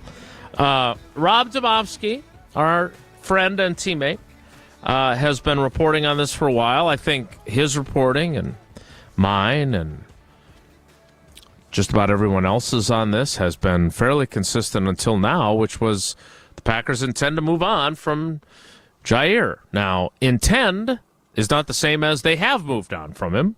He is still on the roster. I'm still not sure. I have not gotten word back, which I think tells you something. Because if he was there, you would just tell me he's there. But I don't know if he's there at the off-season program or not. He did the first week virtually with everybody else. I'm guessing he's not there, but I don't know that. But now there is at least a sliver of hope, per Rob, that he will somehow still end up on the roster in 2025. And Rob talked to Kyle Bruston Nortman yesterday about it, and here's what he had to say about the idea of being optimistic that Jaire remains on the team. I thought it was going to be resolved long before this. I really did. I thought when, the early stages of free agency, something might happen. But at this point, I don't know what to expect, but I do get the feeling that the fact that both sides have been, are willing to talk and be at the negotiating table or, however they're discussing things right now, does make me feel like that they could be headed toward a resolution. I've been down that road before, and it has not. So I do think it's a good sign that they are in communication, and this isn't just standoff at this point. So, Brian, again, I go back to the fact that I've never heard a GM, Ron Wolf, Mike Sherman when he had both jobs, Ted, or Brian before say in the hypothetical, if he's not going to be on our team helping us win games, then we want to get something for him because we've invested a lot in Jaire. Never heard anybody talk about him that way, about any player. If we don't want him on our team anymore, we'd like to get something for him. When Brian had the chance after the draft to say, hey, we're still working through things with him. It's possible he could be on our roster. We're still trying to figure all that out. That isn't what he said. He said he's on our roster right now. So I'm not – my frustration with this story is that I have no interest in getting rid of him. But it's our job to read the tea leaves and go off of what people in the know tell us. And the signs still point to him not being here. Now, if something changes and he takes a pay cut and they say, we need this and we're willing to go through another year of not knowing if you're going to play or not, great. I'm on board. But I saw Rob Domofsky's Twitter mentions, and there were a lot of folks saying, I thought you said he was going to be gone for sure. Well, sometimes things change. How do you view the current status of Jaire Alexander with the Packers? So I can't wait for Homer to get on, too, because, he and I have been going back and forth with this since the beginning of this, right? And you've been involved in this, too. We've had you on our show, and we've been going back because this has been going on since the beginning of this, right? And, it started off at the beginning that it was almost and I was even in agreement with you and I was with Homer that, this is almost a formality, right? This, yes, in the beginning, he's going to try to get something for him. Probably by the combine, they're going to try to get with a partner. And if they don't get a partner by the combine, all right, like, time to move on. We got past the combine, and there was nothing. And Goody said what he said at the combine, and it was a little odd, right? Like, it was a little bit of an odd statement that he made at the combine. And then they went to that GM's meeting. What was it, in Arizona or Orlando, wherever they do that at? I don't know where they do that at. Yeah, Palm Beach, Florida. So a nice vacation trip. That's good. That's good. And then I think he had another comment about it down there too, if I'm not mistaken. None of them were optimistic about him being on the team, by the way. None of those comments were encouraging for that to happen. Correct. So, like, reading between the lines, it was still very, okay, like, doesn't seem like he's, like, it seemed like it's coming soon. Like, right. Chances are him being released is coming soon. But here we are. Jaire was virtually reporting the first week. And now here we are in the second week, and we don't know if Jaire's there or not. If I'm taking a guess, and we don't know this confirmed yet or not, if I'm taking a guess, he's there. And that's just me taking a guess. I don't know. I don't have any sources. I wonder, see, here's the problem. And again, I don't know how things are going to play out. But I know one thing. Teams are very leery of players with injury history taking part in the program and then on a freak accident running inside the Hudson Center, tearing their ACL, and now you're on the hook for a $17 million salary. So my instinct is they have told him, hey, we'll pay you your workout bonus anyway, but until we figure out your status, you could just, work out on your own. That we're okay with that, and we'll give you your bonus. That would be, and again, I'm not reporting that either. I don't know that. Yeah. I just don't think they want to.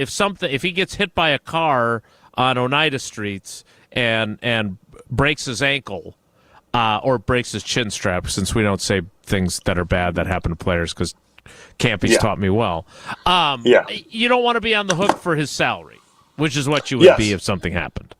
See, now that's where we don't know what that conversation was with his camp in Green Bay because through legal jargon, through the CBA, they can't tell him to stay away because he's on the roster.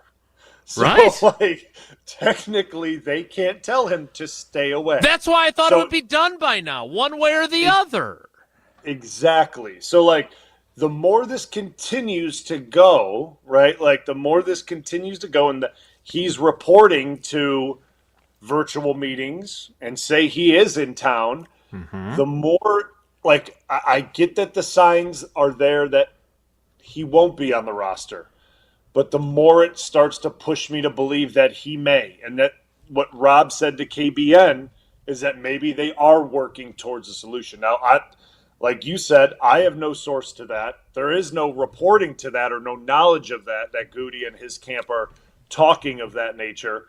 But I can only look at what's happening, right? Like, I can only look at what's going on. And the longer it continues to go, the more I can only assume that because of just based on how these things kind of work out through the offseason, right? Like, I mean, if the guy's showing up for work, like, I don't know I don't know any other way to look at it.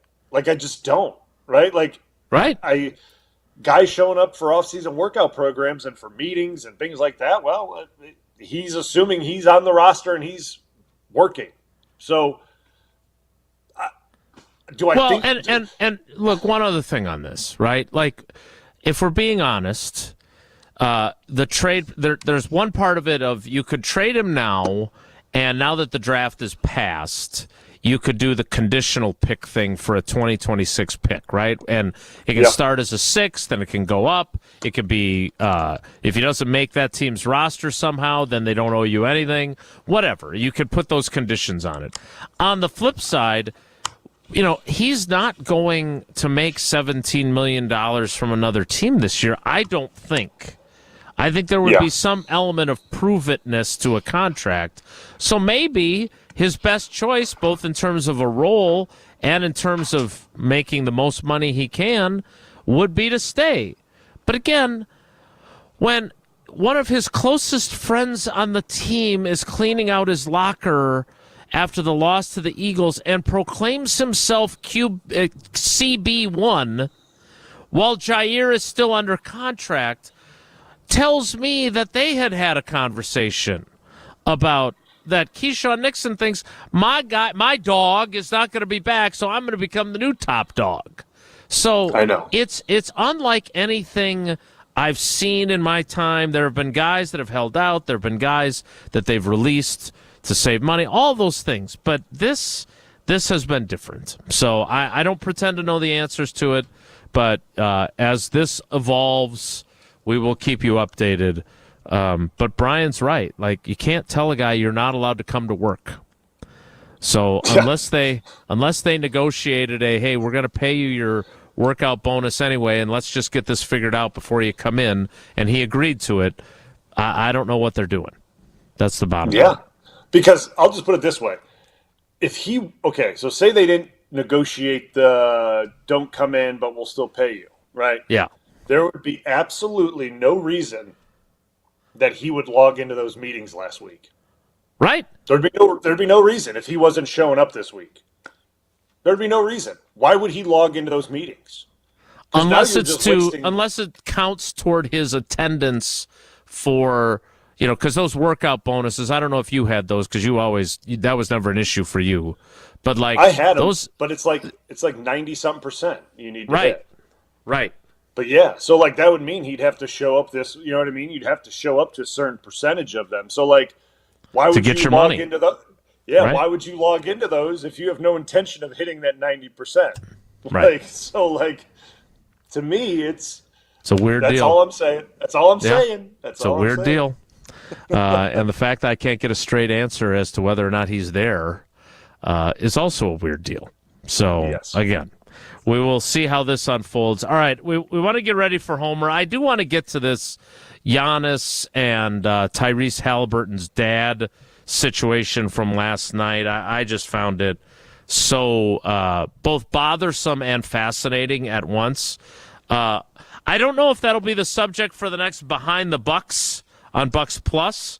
Right now, it's Dame time on Season 4 of Behind the Bucks, the podcast presented by Gallagher. You can explore the Bucks superstar Damian Lillard's unlikely journey and now arduous journey moving forward after the ruptured Achilles, from a 2-star high school prospect to a top 75 player in NBA history. The series, narrated by senior NBA insider Chris Haynes, reveals exclusive details of Dame's trade to the Bucks and experience with the team. Find Behind the Bucks on bucks.com/plus, the Bucks app, and wherever you get your podcasts. Behind the Bucks, presented by Gallagher, your trusted insurance broker and HR and benefits consultant. We'll talk about Tyrese Halliburton's father and his interaction with Giannis, and then we'll talk to a guy whose father never came to any of his sporting events when he was growing up, Steve the Homer True.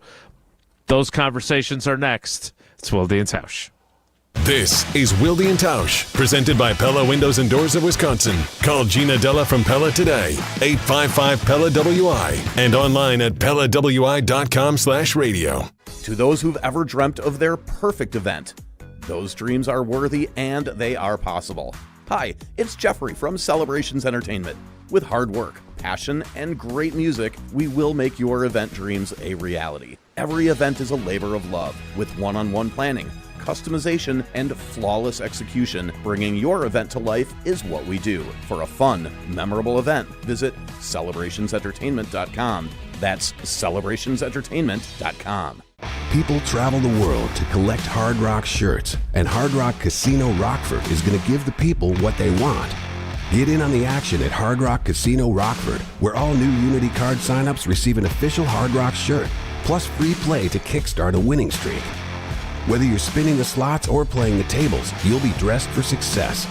Hard Rock Casino Rockford. Let's Hard Rock. If you or someone you know has a gambling problem, call 1-800-GAMBLER or text ILGAMB to 833-234.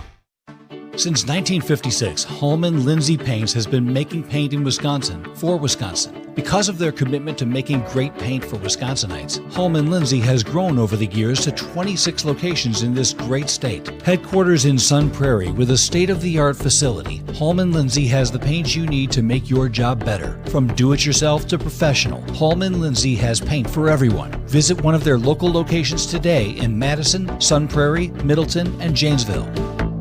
The UW Credit Union member Mark Tauscher here. People ask me, old T, why did you join UW Credit Union? Well, is it to keep your banking local? Is it the member first service? Great perks like early payday? Absolutely. But honestly, between us, I mean, it's Bucky. I can't say no to that face. If you love Wisconsin like I do, you just can't pay with anything else. Fandom makes us do crazy things, but this just makes sense. Become a UW Credit Union member and get your Bucky card like me. Federally insured by NCUA. Terms and conditions apply. The area's best high school sports coverage is Zimbrick Honda's presentation of Prep Mania. Join me, Hunter Vaughn, and the Dean Dennis Summerall this Saturday at 9 a.m. We react to the huge news of the WIAA voting to allow name, image, and likeness at the high school level. Plus, the Dean and I recap the week that was for area schools as the postseason is just a few weeks away. All that and more this Saturday at 9 a.m. right here on 100.5 ESPN and the new ESPN Wisconsin app. Experience, knowledge, results. That's what really matters when you need help after a serious truck accident. You'll need a lawyer experienced in fighting and winning for people just like you. Gruber Law Offices has the resources, strong track record of success, and a team of experienced lawyers to take care of your needs. We've successfully helped people injured in big truck accidents for more than 35 years. Gruber Law Offices. One call, that's all.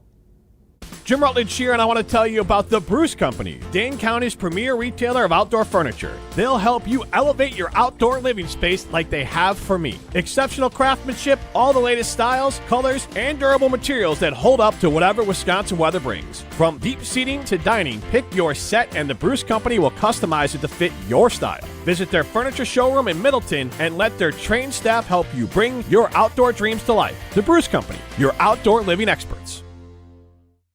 Ben Brust here to tell you about the Princeton Club. If you're looking for a place where you can better yourself while having a wonderful atmosphere, you have it at the Princeton Club. Strong communities, strong body, and strong mind. All it takes is one small step to start today. You will see that you have everything you need in order to achieve all of your goals. Find your better tomorrow at the Princeton Club. 8 Madison locations where you go in there, you take a tour, and you realize this is a place for me. Find more at PrincetonClub.net.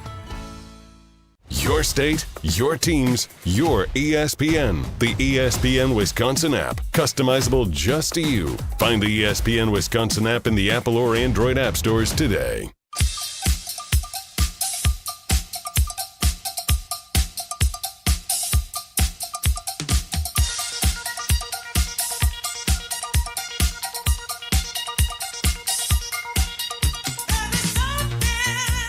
Getting ready to talk to Uncle Homer. I'm assuming that his dad never confronted one of his tennis opponents because he never came to any of his events. But last night, as the Indiana Pacers dispatch of the Milwaukee Bucks in Game 5. Led by 20. Yeah. Lost. And led by, 6 or 7 in the final 40 seconds. And led by great, 4 Bob. with like 20 seconds left in regulation. Also true.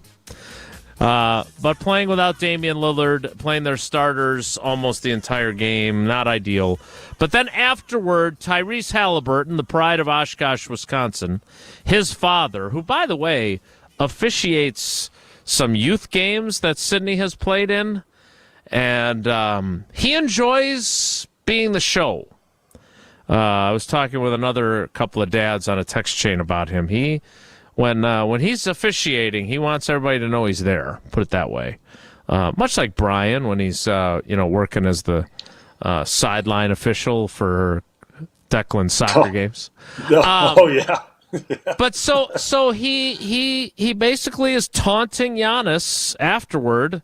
If you haven't seen the video on social media, it's everywhere. And Giannis, to his credit, at least up until when he puts his head on the little Halliburton's bald head and talks down to him in the end of their interaction. I thought he handled himself awfully well, and I thought he was really good after the game. And I want to give credit to Tyrese Halliburton, who also acknowledged what I would say is obvious, but still not easy to do this when it's your dad. But here's what Tyrese Halliburton said about his dad being out of line. The emotions of the game just got excited there. But I talked with him. I'll talk with Giannis eventually about it. Just, I don't think that my pops was in the right at all there. And unfortunate, what happened in the end there. But, I mean, this series was a lot of war. Series of words, a lot of war of antics, a lot of stuff going back and forth. And that's just part of, this rivalry and what we've built here over the last couple of years. And, it's unfortunate what happened there, but I think it's just competition. And as far as my pops, again, I don't agree what happened there. We'll have a conversation. Everybody's grown men, and, we'll just go from there. So that is how the younger Halliburton, who, again, I respect the fact that he said that because he could have just kind of blown off the topic, and he didn't. And neither did Giannis, who I thought was I know it took him a while to get there, and I know there's an abbreviated clip of his lengthy answer, but I really liked how he handled it as well after the game. Here's Giannis talking about the situation. Having somebody's dad, which I'm happy for him, and I'm happy for his son, and I'm happy that he's happy for his son. That's how you're supposed to feel. But coming to me and disrespecting me and cursing at me, I think is totally unacceptable. Totally unacceptable, okay? And I'm not the guy that points fingers, because in my neighborhood, snitches get stitches. So I don't want to say something, for him to say, to get fined or anything. But it's not respectful. I talked with him at the end, and I think we're in a good place. I think we're in a good place. When I was like it. I also liked earlier when he said, look, maybe 20 years from now when my son is playing basketball, maybe I'm going to do the same thing. I don't think so, but you could basically come back and say you're a hypocrite for doing it someday. Look, you're a sports parent. I'm a sports parent. Our children are not playing at the professional level at this point. Maybe yours has a little bit better chance given your kids' bloodlines versus, at least Paul is a great athlete, so that's good for our girls. But I just the idea of approaching things the way Halliburton's dad did, I think Giannis is right. We are so in a time now where if you win, you don't. So few people have an interest in winning with humility and respect and celebrating their own accomplishment. It's more talking smack to the team you just beat. There was that feeling throughout that game. I'm just curious, Brian, when you saw that, your dad's super proud of you, right? No doubt about that. But hard to imagine most of our parents behaving that way toward a competitor that your child just faced. Yeah, I saw that clip. I couldn't believe that actually took place. I mean, and let alone any player on the Bucks roster, but Giannis. Are you kidding me? I watched that. I couldn't even wrap my brain around that. You know what I mean? It literally blew my mind. We've come to a place now in sports that. And I think social media is a big part of it. Mm-hmm. And this is part of it, that we feel now that anything can be said to guys and you get away with it scot-free, right? Mm-hmm. You can say what you want and you get away with it scot-free. And listen, as athletes, you're going to get criticized and you got to take the heat that comes with it. But now you're doing it to his face on the court, and Giannis can't do any, you know what I mean? Kudos to him. Kudos to him for the restraint, right? Honestly, kudos to him for restraint. But now you're doing it not through social media. You're doing it to his face, where that is very, very, very, very gutsy. It's just gotten to a point where it's come on, man. Let the players play the game, right? You won 119 to 118 in overtime. You won the series. Celebrate with your son, right? Mm-hmm. Celebrate with him. I don't know why you're taunting a guy that's won a championship, is one of the top 5 players in the league. What are you taunting him for? Yeah. Like, you're like what are you doing? Like, you're acting as if this guy, like, is a bad player or he dogged it all game or something. Like, give me a break. Like, yeah. Like, to me, it makes absolutely no sense.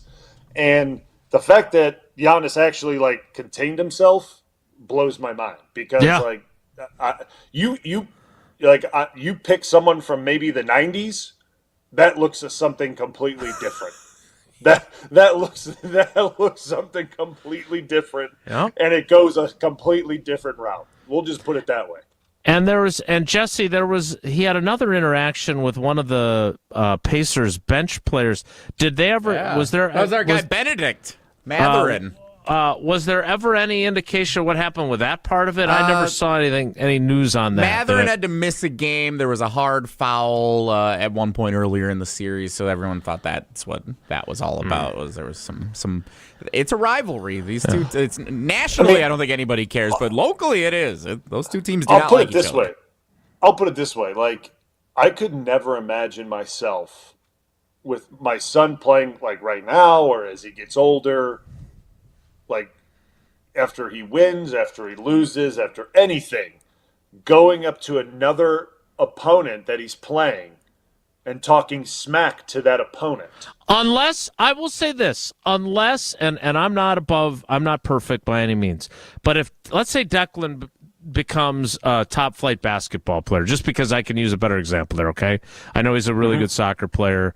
I'm curious, like, if he goes in for a breakaway dunk, and some guy undercut him in like a high school varsity basketball game, I could see getting angry enough of losing my composure if somebody did that to Sydney with me, or if somebody did that to Declan with you. I can see myself getting angry enough that you potentially seriously injured my kid. I get that. I'm not saying I would do it. I'm not saying it would be okay if I did it.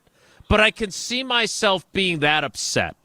The idea of taunting someone who just lost to my kid's team, that makes zero sense to me whatsoever. That I can't. Yes. I can never see myself doing that. Ha ha ha ha ha! Come on. Yeah. What are we, 6? Exactly. No, not a chance. Not a chance. There's again, the players handle it. They're grown. The players handle it. Like, come on. Like, give me a break. Like, I know you really want to be out there doing it. I know you really wish you could have been out there doing it at some point in your life, but let the players do it, okay? Like, seriously. Not a good look, especially when your own son then has to scold you publicly. All right, speaking of scolding and grown men, nobody's quite as grown as this guy because he's old, but we love him. Brian spends a couple days a week with him. I spend 3 days a week appearing on their program. Steve the Homer True, the host of the Homer Hour, joins us next. It's Wilde and Tausch. This is Wilde and Tausch, driven by Zimbrick Chevrolet in Sun Prairie on 100.5 ESPN. See their full inventory at ZimbrickChevrolet.com. Hey, Gina, did you hear about the draft? Wayne, there's no draft at Pella. There's definitely a draft. Right, Wilde? Yeah, everybody's talking about it. Pella windows are constructed of the highest quality. No drafts. But Pella should be everyone's #1 pick because right now at Pella Windows and Doors of Wisconsin, get no interest financing options or free glass upgrades. So where is the draft? Coon. Visit PellaWI.com today. Certain restrictions apply and sport 30/20/25. Attention business owners and executives. Looking for a bank that's invested in your community as you are? Look no further than Starion Bank. As a Dane County community bank, Starion offers competitive deposit and loan rates while actively supporting local initiatives. Visit a business banker at one of our convenient branches in Middleton, Monona, and Sun Prairie.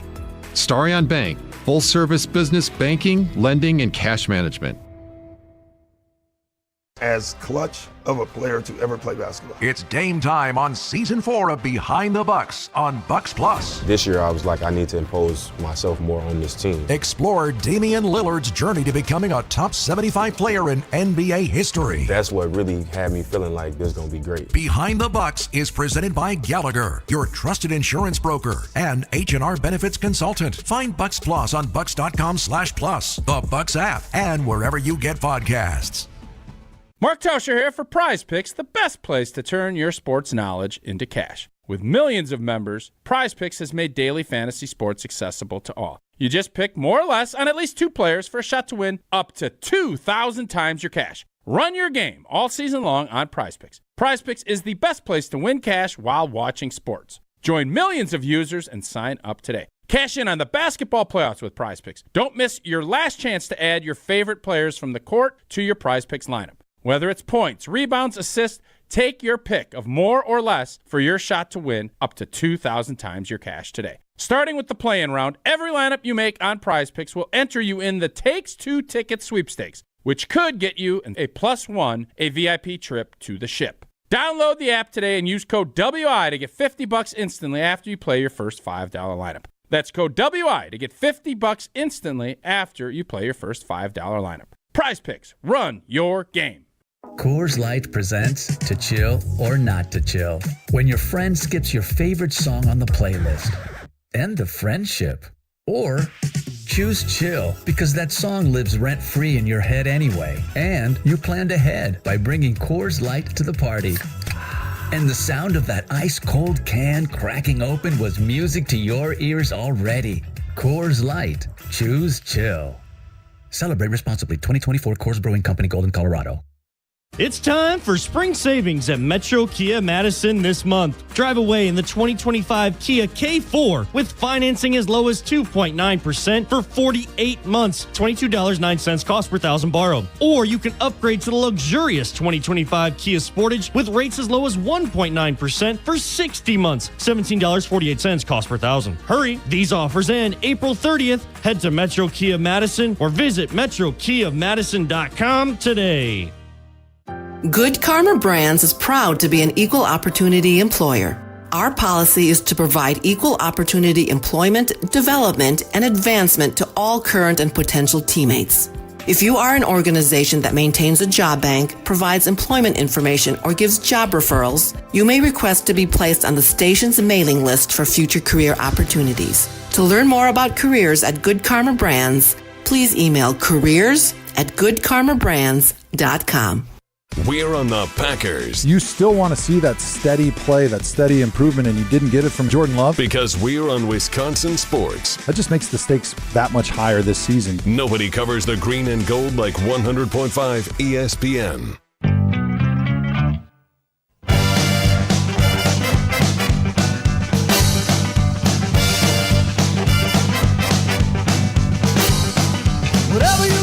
You know what that music means. That wild and crazy old man. You hear him on the Homer Hour every weekday. The best 60 minutes of your day, allegedly. You also hear him as the voice of Marquette Men's Basketball Radio Network. And, of course, you can catch him on God Talk, My Faith with Homer and Pip on YouTube. It is Steve the Homer True. Homer, good morning. I'm just going to sit back and let you and Bryan Bulaga talk, because that's what happens whenever I join your show and Brian's hosting with you. All right, I did want to tell you I have a father of an opponent story. Oh! It'll be short. Yes! I was hoping this would be the case. Yeah, so the biggest upset I ever had, I beat a kid. We'd played 100 times, and I beat him once. I still, to this day, it's been over 50 years. I don't know how I won. I thought maybe he was sick. But after we got done, his father came up and said, you know, that was the worst match my son has ever played in his life. And I looked at him, and you know what I said? Glad it was against me.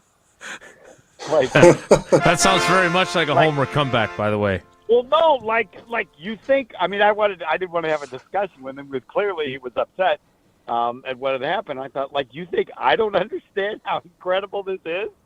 But anyway, I do want to tell you, you got to listen to Shaq They talked about this, and Shaq really got on Barkley and Kenny Smith for being so upset with this, because he said, "Grow up! When you guys are so soft, this happens all the time." I remember going off the court and they're waving brooms.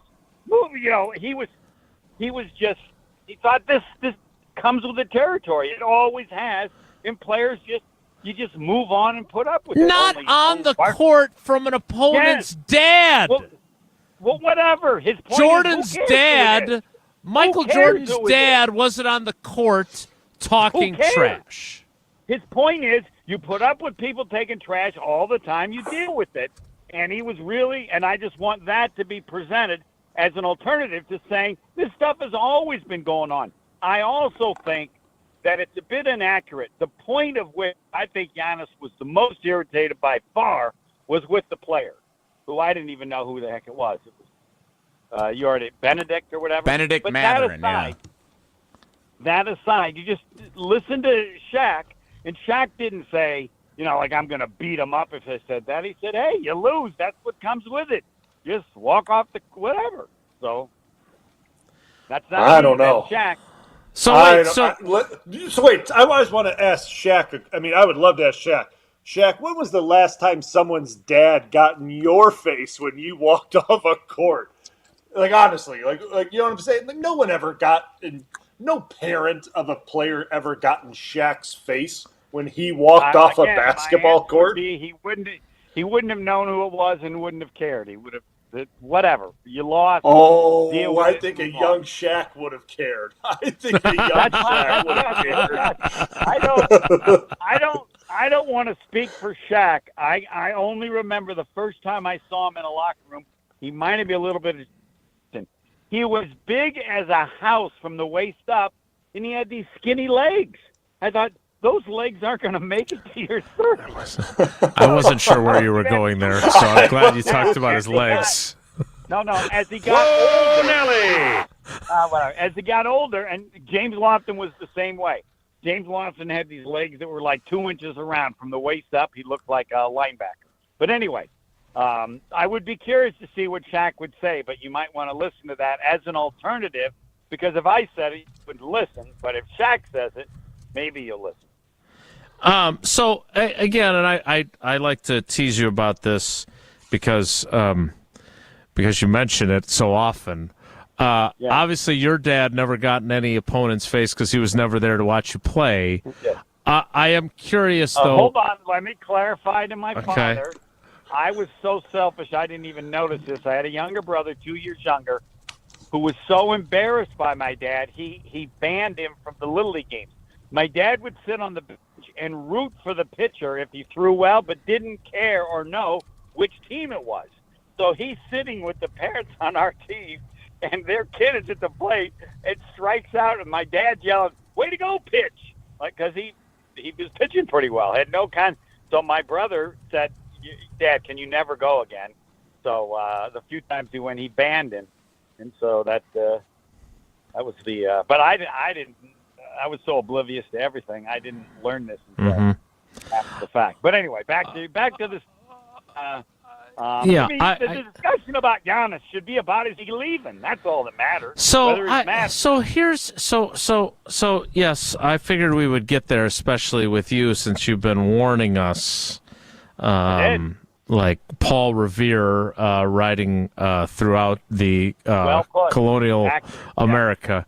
I'm curious, anything about yesterday, because look, I was watching NBA TV after the game because the game was on NBA TV. I had left to go pick up Maddie from gymnastics practice, so I was listening to our buddy Justin Garcia on Bucks Talk during the drive. We all know, and Justin said this perfectly, we all know this is going to be the national narrative from now all the way through the summer. Like, this is not going to go away. And we know that the Bucks are in a, to put it kindly, less than enviable situation. They have a 35, soon-to-be 36-year-old point guard who ruptured his Achilles, which in the NBA, he's probably not going to play until the 2027 season, which is not great. We know what Aaron Rodgers went through at an advanced stage playing football, and that's different than NBA basketball. They don't have any real first-round draft picks of any value. What happens next in your mind? And are you open, much like you are starting to open the door to Jaire Alexander staying, are you open to the possibility that you're going to be wrong and Giannis is going to stay and weather the storm and come out on the other side and still be a Buck? Yeah, I think it's possible. The young players they've added are going to make the team better than I thought next year, but it all comes down to the kindness of Giannis. Everyone should know it makes no sense for him to stay with the Bucks. None. The team isn't going to be good. It isn't going to be real good for a while, even if they're young. And he can go anywhere else, can go somewhere else, and it's just a question of how nice he is. I'm hoping he's nice enough to give the Bucks 1 year. They also should hire Mike Malone as the head coach, pay Doc. Doc's good. He's no Malone. The last game was bad if you're an eighth-grade coach. That was as pathetic a finish, but it isn't a big picture thing. I just think it's rare that Malone will be available. He's better. Pay Doc, who's good, but he's not Malone, and then that gives you the best chance. And, of course, people should know, if not for Giannis, the guy coaching the Cavs could very likely be the Bucks coach. Giannis wanted Griffin, and so they got Griffin. And that didn't work out. No, it didn't. But I think I believe there's a chance. I think I could sell Giannis. I don't know that Giannis wants to be the bad guy, too. To leave, Giannis has to say he wants to leave, because they certainly don't want him to. And that might be more than he wants to handle. I don't know who he uses as the bad guy. So, yeah, I think there's a chance that he, with the new team, it's going to be a new team, young players, most of them are on the team now, and see how they do next year. All right. Well, I just feel like, and I'm not saying that you're by any means trying to get rid of him, but this has been something you've been talking about for quite a while. Right, because I adore Giannis. I wanted people to go see him. I think back when Robin Yount left. No one knew he was leaving. The last year he's gone, like, I don't get to see Robin Yount anymore. So, yeah, I want him to stay, but it makes the issue is of what exists. And anybody would say, I want to go. Team's not going to be as good. Why would he stay when he can go anywhere else? Or, they would, unless the Bucks say, we're not going to trade you. But that's not how it works in the NBA now. Yeah, I just don't. I agree with you on this. I don't see how they get better. The path to them being something more than a, because they still have Giannis. They're going to be, I'm not saying they're not going to be a playoff team, right? They're not going to bottom out and win 12 games, but they're going to be a 6, 7, 8 not play-in team, and Giannis is going to do all the heavy lifting, and unless there's some miraculous, look, let's be honest, getting Giannis and having him turn into what he is why they have a title.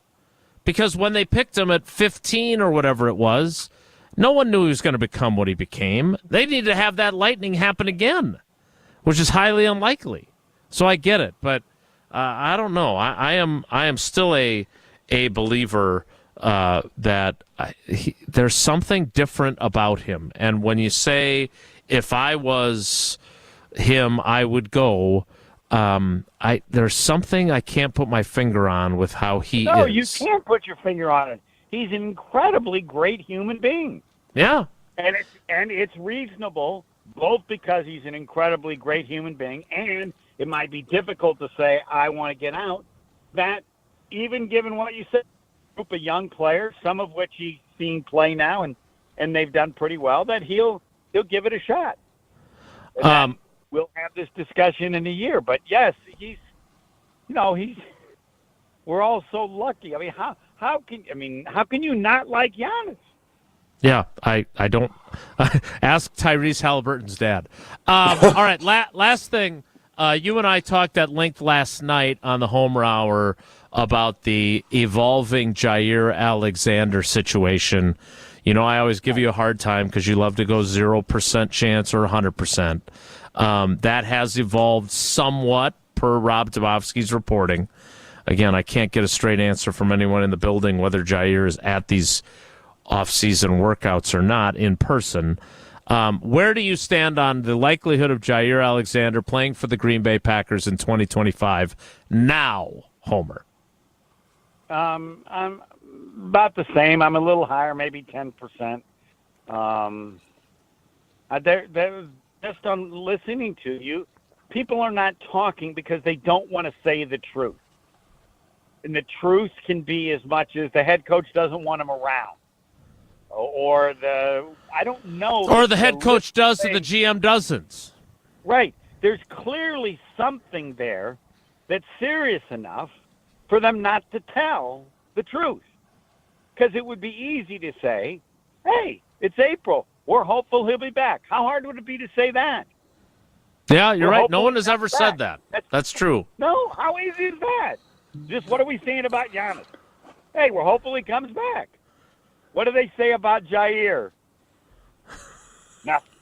He's on our roster right now. Yeah. What? And this is my question to you and Brian, because you are close to it. Like, Brian, what would have to be the situation, because you had to live it, where it doesn't make any sense that nobody wants to be positive? Like, even if you're wrong, hey, we hope he's on the team. I mean, fair. Yeah. Yeah, I mean, like, that's why, like, I have no idea how to gauge this situation. Like, this is a very wild situation because normally this isn't how they handle business. So that's why I don't get what's happening right now. And, like, what makes this even more confusing is that he logged in to meetings last week. Like, that muddies the waters on this for me. Because, like, if he didn't log into meetings last week, I would say that he's telling them I don't want to do this. But the fact that he logged into those meetings, A, means he may want his money, which I totally get that. I would too if I were him. But it's about the money, yeah. But it shows that he's forcing a hand that, like, hey, I'm showing up. Like, I'm showing up. I'm here to work. So it's making them speed their process up of making a decision. Because, like, as Jason said, if he shows up to workouts and something happens, they're on the hook. That's just the way it goes. Right. So, like, right. Or given that, it'd be easy for the team to say, you guys are making this the story. He signed up for the workout. Let's just, well, which isn't commenting on what you think's going to happen. But the truth is, or the options are so easy, and they choose not to do it in multiple situations. Again, I just look forward to resolution, and I think you make a great point. It would be easy to say, hey, we don't know how this is going to play out, but we hope he's still with us. Yeah. He's still a very good player. Even if it's a lie, and we know Goody lies all the time about this stuff. And so what would be hard about this lie? They don't want to tell this lie. Yeah, I don't know. Yeah. Well, you know what it likely would be. It likely is when they don't want the person around, or there's something about them they don't like. They're not happy, and they're so unhappy they won't even lie for him. Homer, it's no lie. I will talk to you tonight on the Homer Hour. Thanks. Bye. That is Steve the Homer True. You can tune into him on the Homer Hour, and sometimes with Bryan Bulaga, sometimes with John Anderson, a cast of characters on there. Jesse, speaking of characters, did you have the little green goblin or the little purple guy or whatever other creatures show up on Prize Picks last night? I stayed off last night because I wasn't sure how that Bucks game was going to play out, and I don't know, maybe that was bad luck or something. But now you get to look more objectively. I think Tausch would agree. Like when the Bucks aren't in it, and you can look more objectively at Joker and everybody else who's playing, you got a good chance on Prize Picks.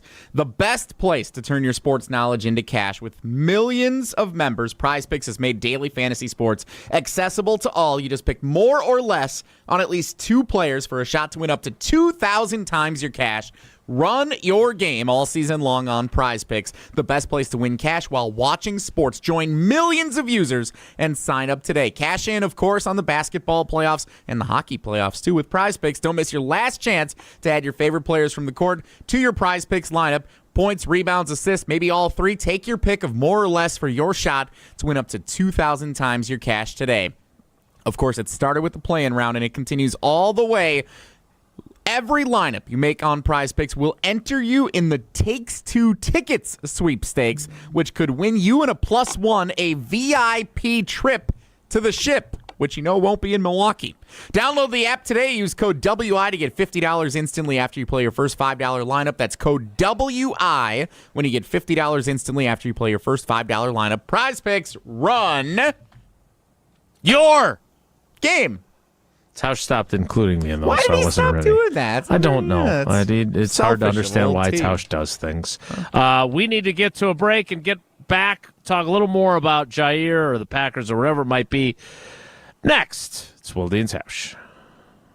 This is our crew. Terrain is up, scrambling home. He's going to score, and Yelich into third. Oh, the Brewers with the double steal. You're listening to Madison's new home for Milwaukee Brewers baseball, 100.5 ESPN.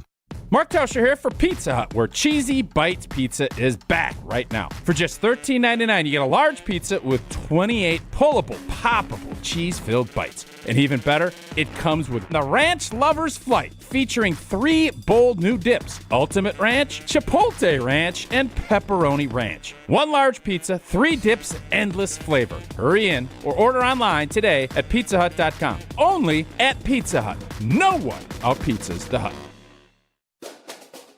You, rah.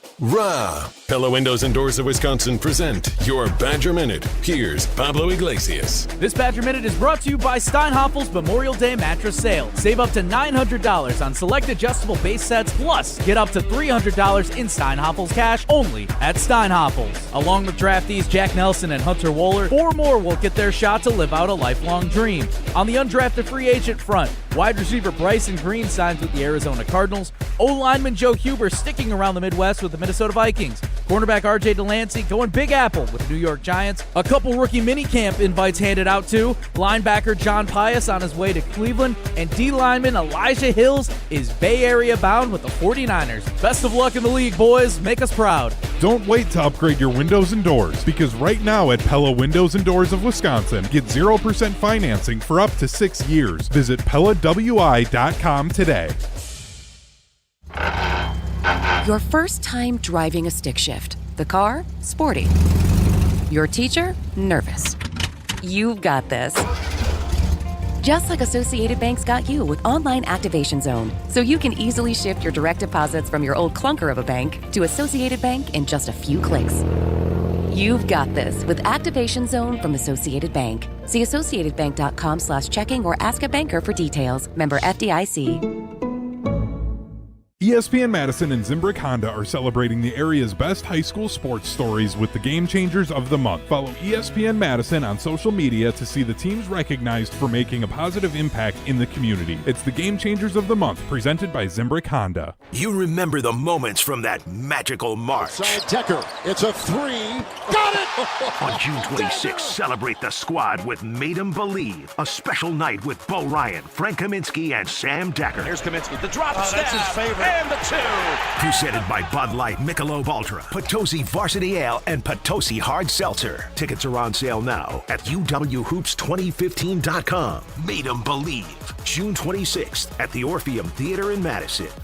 Join the Madison Money Guy, Christian Finfrock, for Retirement Income Strategies, Saturday and Sunday mornings at 7. Get the information you need as you plan for retirement. That's Retirement Income Strategies, Saturday and Sunday mornings at 7. Investment advisory services offered through Retirement Income Strategies, an SEC-registered investment advisor. Mother's Day is almost here, and I've been thinking a lot about all the times my mom went out of her way just to make me happy. Honestly, I've lost count. All of the pickups from practice, help with the homework, the home-cooked meals. My mom is the best. That's why this year I'm returning the favor with the bouquet from the Books Company. And I got you 25% off of your order so you can send some happiness to your moms too. Books aren't just any flowers. Their flowers are cut fresh from the best farms, so they're bigger, brighter, and last way longer. Some are even grown on the side of a volcano. Wow mom with a bright, happy bouquet, or go for the Books flower subscription so she can get fresh blooms and major joy on repeat. It's also really easy. I pick my bouquet, delivery date, and done. And with 25% off, why stop with mom? Grab some for your wife, your auntie, and even grandma too. Mother's Day is May 11th, so hurry and order your Books now. Go to Books.com, use promo code CANTY to get 25% off. That's BOUQS.com, promo code CANTY. Books, promo code CANTY.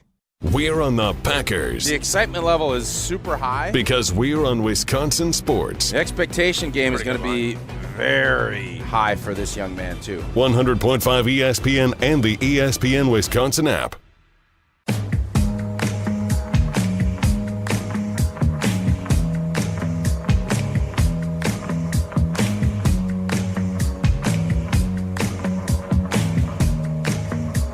Thanks as always to Uncle Homer. It's always a treat. Well, almost always a treat. Sometimes it's not. Again, we will try an effort on some more information on Jaire Alexander because I know that's something that a lot of fans are curious about. Brian, I do want you to answer Homer's question.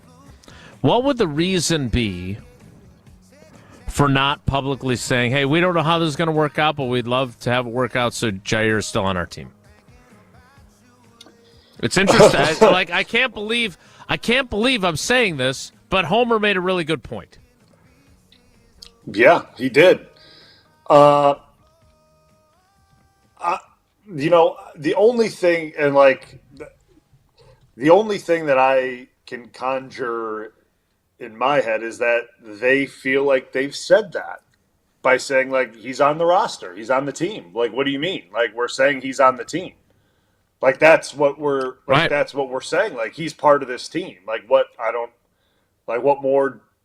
more do you? He's currently on the roster. So, well, Brian, and Brian Gutekunst, not Bryan Bulaga. Well, Brian, you also said that if he's not going to be on your team helping you win games, you'd like to get something for him. So you also entertained the possibility of him not being on your team. But you haven't entertained the possibility of saying, boy, we're working through this, but we'd love to still have him on our team. Again, I can't believe Homer distilled it into something so simple, but that's it. If I heard that from Goody, I have to admit my pessimism about Jaire being on the team would take a big shift. If I heard that phrase, and I haven't heard it. I don't know if it's potential, negotiation, standoff talk with his agent. You know what I mean? They're making these comments to hold leverage because technically Green Bay has all the leverage, right? Like, they hold all the cards still, even right now over Jaire. They have all the leverage. Like, no matter any way you look at it, Green Bay has it because for Jaire, he's in the position where it kind of stinks for him because the longer this goes and the later he gets into camp and say he does get released, latching onto a team and you're not going to get a deal you want. Let's just put it that way, right? Like, the longer this goes, you've already said it. Like, they're not giving out $17 million right now to anybody. Like, no team is going to do that right now. So, that's already off the table. Like, that type of money's not being handed out to anybody. You get even later into training camp or closer to training camp, it's going to be hard to latch on and play really well. Like, very rare instances do you see guys get released that late, get to a team, and then make a huge impact because you're there so late. It's the move. It's up and moving your life and then learning that scheme, getting comfortable with your teammates. The season almost starts immediately, and then you're there's a lot that goes into it. So the more this keeps pushing, and I'll just say, the more this gets closer to the start of the season, and say, Jaire's not on the team, the worse it is for him, right? Because it's delaying him latching on with another team and getting comfortable, and obviously the financials of it, become worse and worse for him, contractually negotiating with another team. So, I look at it and you said it earlier, the best case scenario would be negotiating with Green Bay and figuring out a solution that works for both sides. And it's not going to be great for Jaire, right? It's going to be very incentive-based. It's going to be based off of active roster and things like that. And if it's just based off active roster, right, you can make your money if you're active and you're healthy. That's a pretty good incentive, right? Like, that's a really good incentive-based contract. Like because if he's healthy, he still can play at a high level. At least I think he can. I think he's still a good corner. If you're healthy, you're playing. Like, we want you on the field. So, like, you make your money if you're healthy and you're playing. Like, that's really what it is. And like, to me, that's the deal. And then you can show out, right? And then you're a free agent. And then you move on. Then you can cash in again. And, like, that's the way I mean, if I'm him and I'm his agent, like, that's the discussion I'm having to try to figure this thing out, to stay with the team, stay with the defense that you're comfortable with, stay in the locker room you're comfortable with for one more year, stay healthy, play well, and then explore next year. We will see how this unfolds in the coming days. It is, but for those that thought it was a foregone conclusion he would be gone, there has been some measure of change in that, and there's at least that possibility he's going to be sticking around. All right. The good news is he's got a Quick Trip location right near Lambeau Field, so if he wants to stop in for a fresh coffee or a tasty bakery treat or a quick grab-and-go meal or a snack, Jaire Alexander's like the rest of us. He can swing into Quick Trip right there on Lombardi Avenue or wherever the closest Quick Trip is for you. Quick Trip is your go-to. Quick Trip has a variety of apps and meals ready when you are. If you want to make your next meal a little less ordinary, head into Quick Trip where they're serving up their legendary No Ordinary Chicken.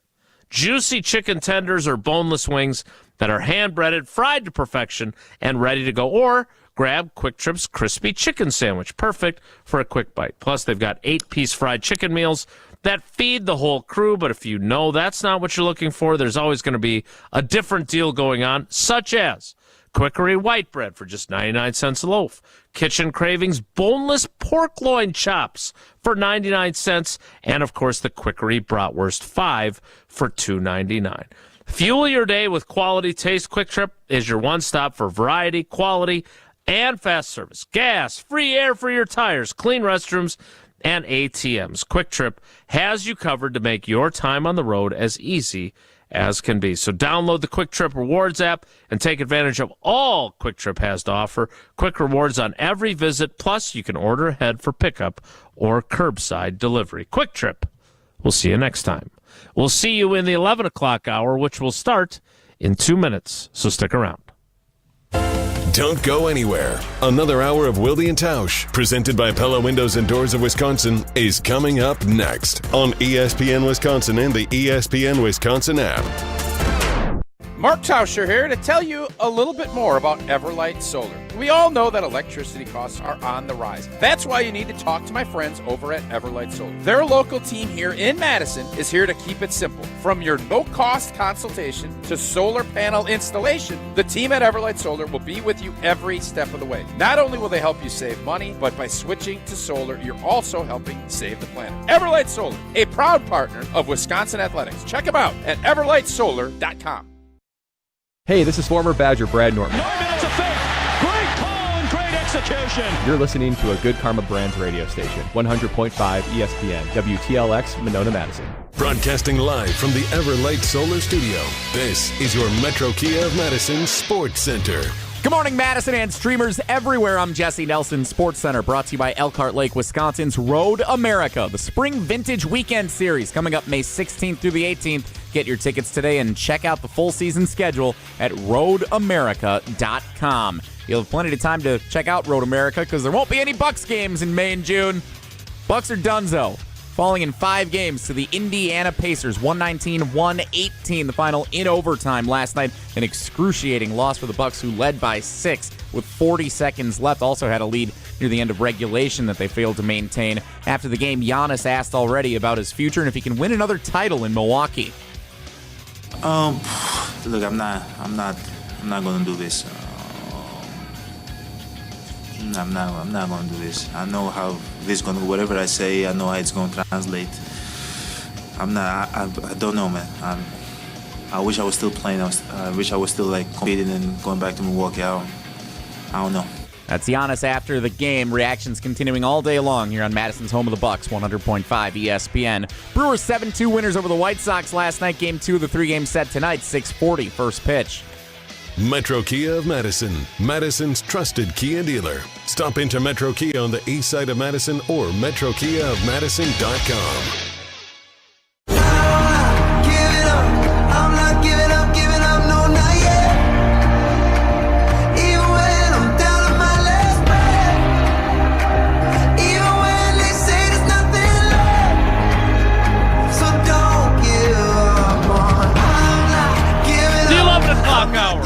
Boy, it's almost as if Tausch was here and Bryan was a guest in terms of my time management.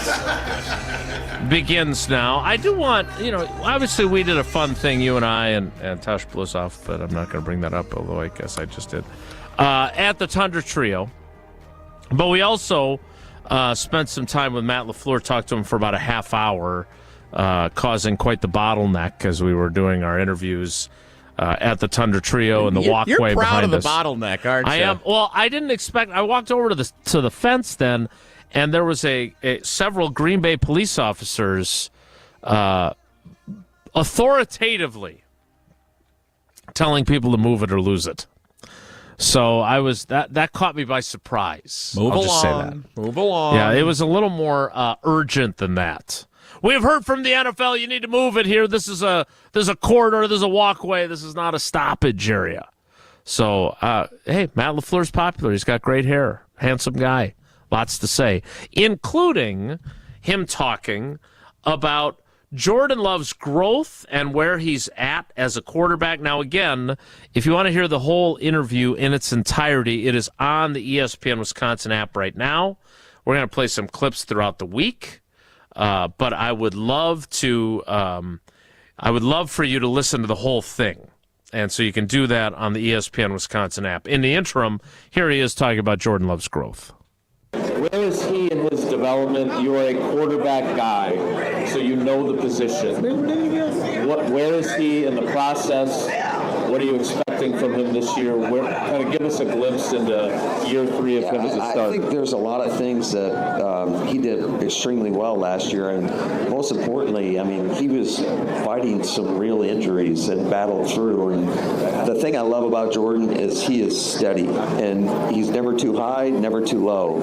And but I do think there's some things that, when it's not the perfect look and you see something, don't hesitate, man. If you can use your legs and break, contain, or make an off-schedule play, I think that's where his game can continue to evolve, and just being very calculated in that approach. So you did challenge him, though, after the season, talking about being more vocal. Is that something that you can see him being capable of? Absolutely. There's no doubt about it. And it, again, like I talked about earlier, he has earned that respect. There's not a guy in our locker room that does not respect the work that he puts in and how he shows up for his team on a daily basis. Now, I'm not just talking about game time, but in practice, in training sessions, in the weight room, everything he does is intentional and to the best of his ability. So I'm excited to see, year 3 of Jordan Love. Bryan, there's no doubt about it. It's a big year for Jordan Love. Where are your expectations at, especially after you hear Matt LaFleur talking about him there?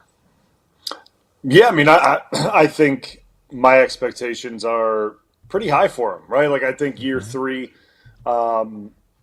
year 1 exceeded a lot of people's expectations, obviously, right? And then he gets the big deal.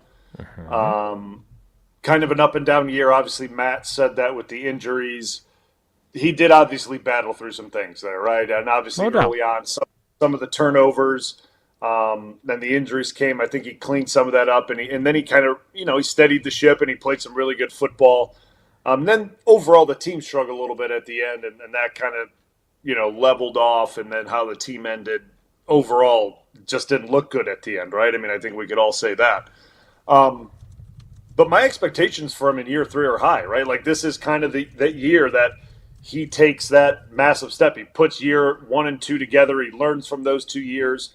He learns what D coordinators are going to do to him, what their plans for him are, Matt as well, and Steno and that offensive staff are learning what defenses are going to do to him as well, right? And they're figuring out what they're going to do to plan against Jordan as well, and they go out and execute it. And I think what Matt said there too about off-schedule plays and breaking containment and kind of using his legs and doing those types of things. Like some of those things, obviously, with the injuries, hard to do, right? Like, and Matt knows that too. But I think it was even prior to injuries and maybe later on in the season as he was getting healthier, maybe some of those things he wasn't doing because maybe he was protecting himself. And I get that from the standpoint he wasn't as sure if he was completely healthy yet, which I get it.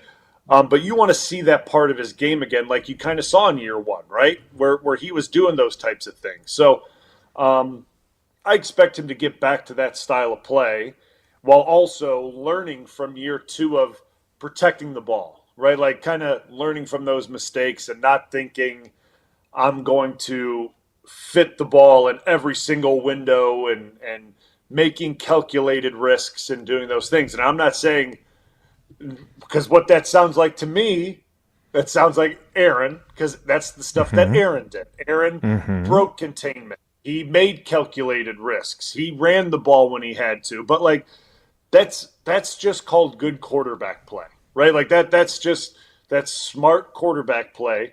And Jordan has to do it on his own terms, right? Like, he has to do it his way and how he sees it play out in front of him. Because there's tons of opportunities – even what we saw last year for Jordan to get out of that pocket and run it or get an off-schedule play and do those things. So there's the opportunities for them, for him to do that. He's plenty athletic.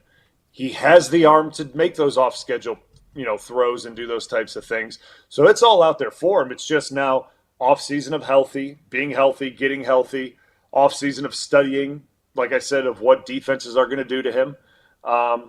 And again, adding more weapons, bolstering that offensive line, all of this together is giving him that confidence to go out and have a big year. So I expect a lot from him, right? Like, and there's something about, Green Bay Packers quarterback play that like expectations are always high, and it's no different with him, right? Like it is like, and I hate to say it, and like this is, I guess, the expectation for every quarterback around the league. When you get paid a lot of money, and this is the same way when you're in an NFL locker room, and say me as a player in that locker room, right?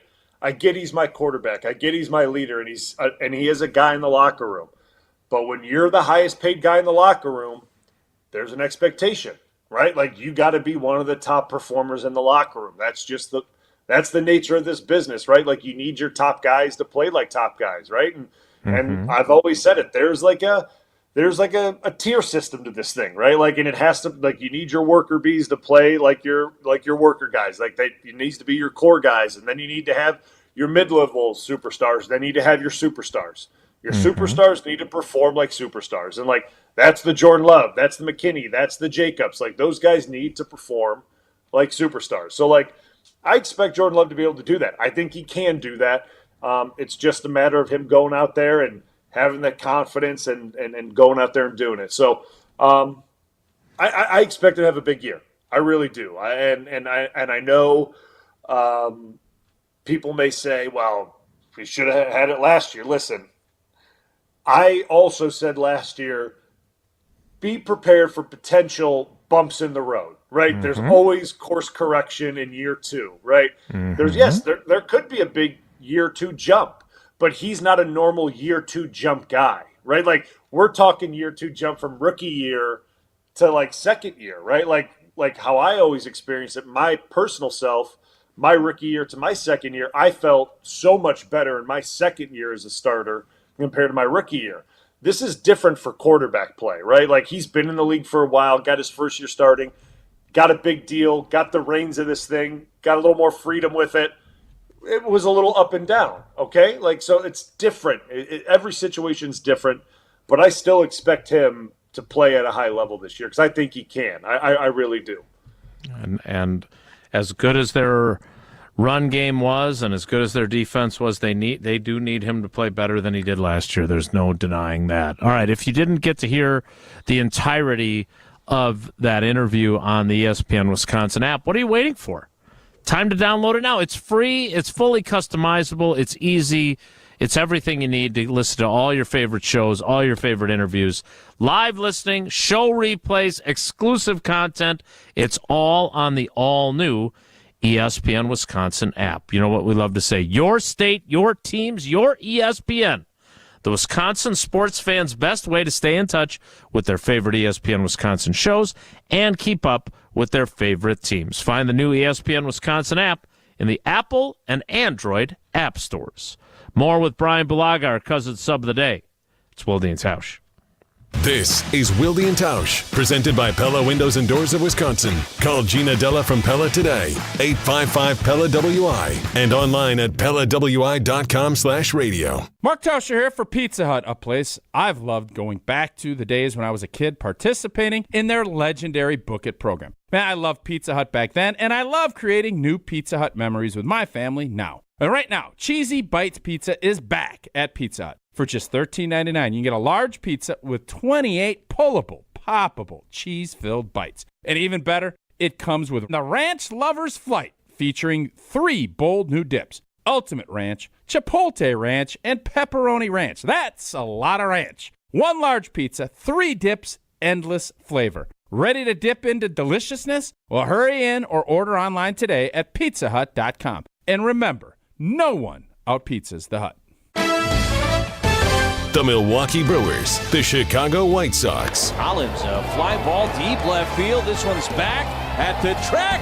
It is gone. Tonight on 100.5 ESPN. Since J&K Security Solutions opened in 1987, our attention to detail and customer service have been our strongest assets. I'm President Jeffrey Beckman. We'll always do our best to find the most efficient and cost-effective solution to every job we tackle. Whether it's security for your home or business, installing video surveillance, or being able to control your garage doors from your phone, we can help you feel empowered with simple and user-friendly technology. Let's work together to secure your home or business. jksecurity.com. Every event tells a story, from the first impression to the final moments. Have someone guide your guests through every chapter the way you want the story told. Hi, it's Jeffrey from Celebrations Entertainment. With a strong presence, great voices, and an award-winning team, trust us to guide, direct, and inform your guests through all the different chapters of the day. For fun, memorable entertainment for any event, please visit us at celebrationsentertainment.com. That's celebrationsentertainment.com. We shopped at Chalmers because my husband wanted to get me a larger diamond in my engagement ring. The folks at Chalmers said, well, you know, we could just make it like this and we could do these things. Really just basically decided that there wasn't any place else we wanted to shop. And not only did they create this new engagement ring for me with this gorgeous center stone, they also rehabbed this other ring, and I am beyond pleased. Her favorite thing to do now is to walk around and show her hands and have people comment on it. The keys of a new Audi are in reach at Audi of Madison. Save $3,000 on a new 2025 Audi Q5, A3 sedan, A5 Sportback, or A6 sedan. National Credit is good towards the purchase, finance, or lease of a new Audi, but is only available until April 30th. Stop in and test drive today. Check out AudiMadison.com to see the current inventory and specials. Start your adventure at Audi Madison today, off the Beltline at Rimrock Road. Celebrate Cinco de Mayo at the Bridges. On Saturday, May 3rd, play in a 2- or 4-person scramble for $120 per person. Includes 18 holes with a cart, prizes, and a Mexican feast. Find more details at golfthebridges.com today. The UW Credit Union member Mark Tauscher here. People ask me, old T, why did you join UW Credit Union? Well, is it to keep your banking local? Is it the member-first service? Great perks like early payday? Absolutely. But honestly, between us, I mean, it's Bucky. I can't say no to that face. If you love Wisconsin like I do, you just can't pay with anything else. Fandom makes us do crazy things, but this just makes sense. Become a UW Credit Union member and get your Bucky card like me. Federally insured by NCUA. Terms and conditions apply. All day, every day. The Carbless Talk and Text line is open for you. 844-770-3776. The Carbless Talk and Text line. This is more. Wilde and Tausch on 100.5 ESPN is brought to you by Everlight Solar. Save money, save the planet. Everlight Solar.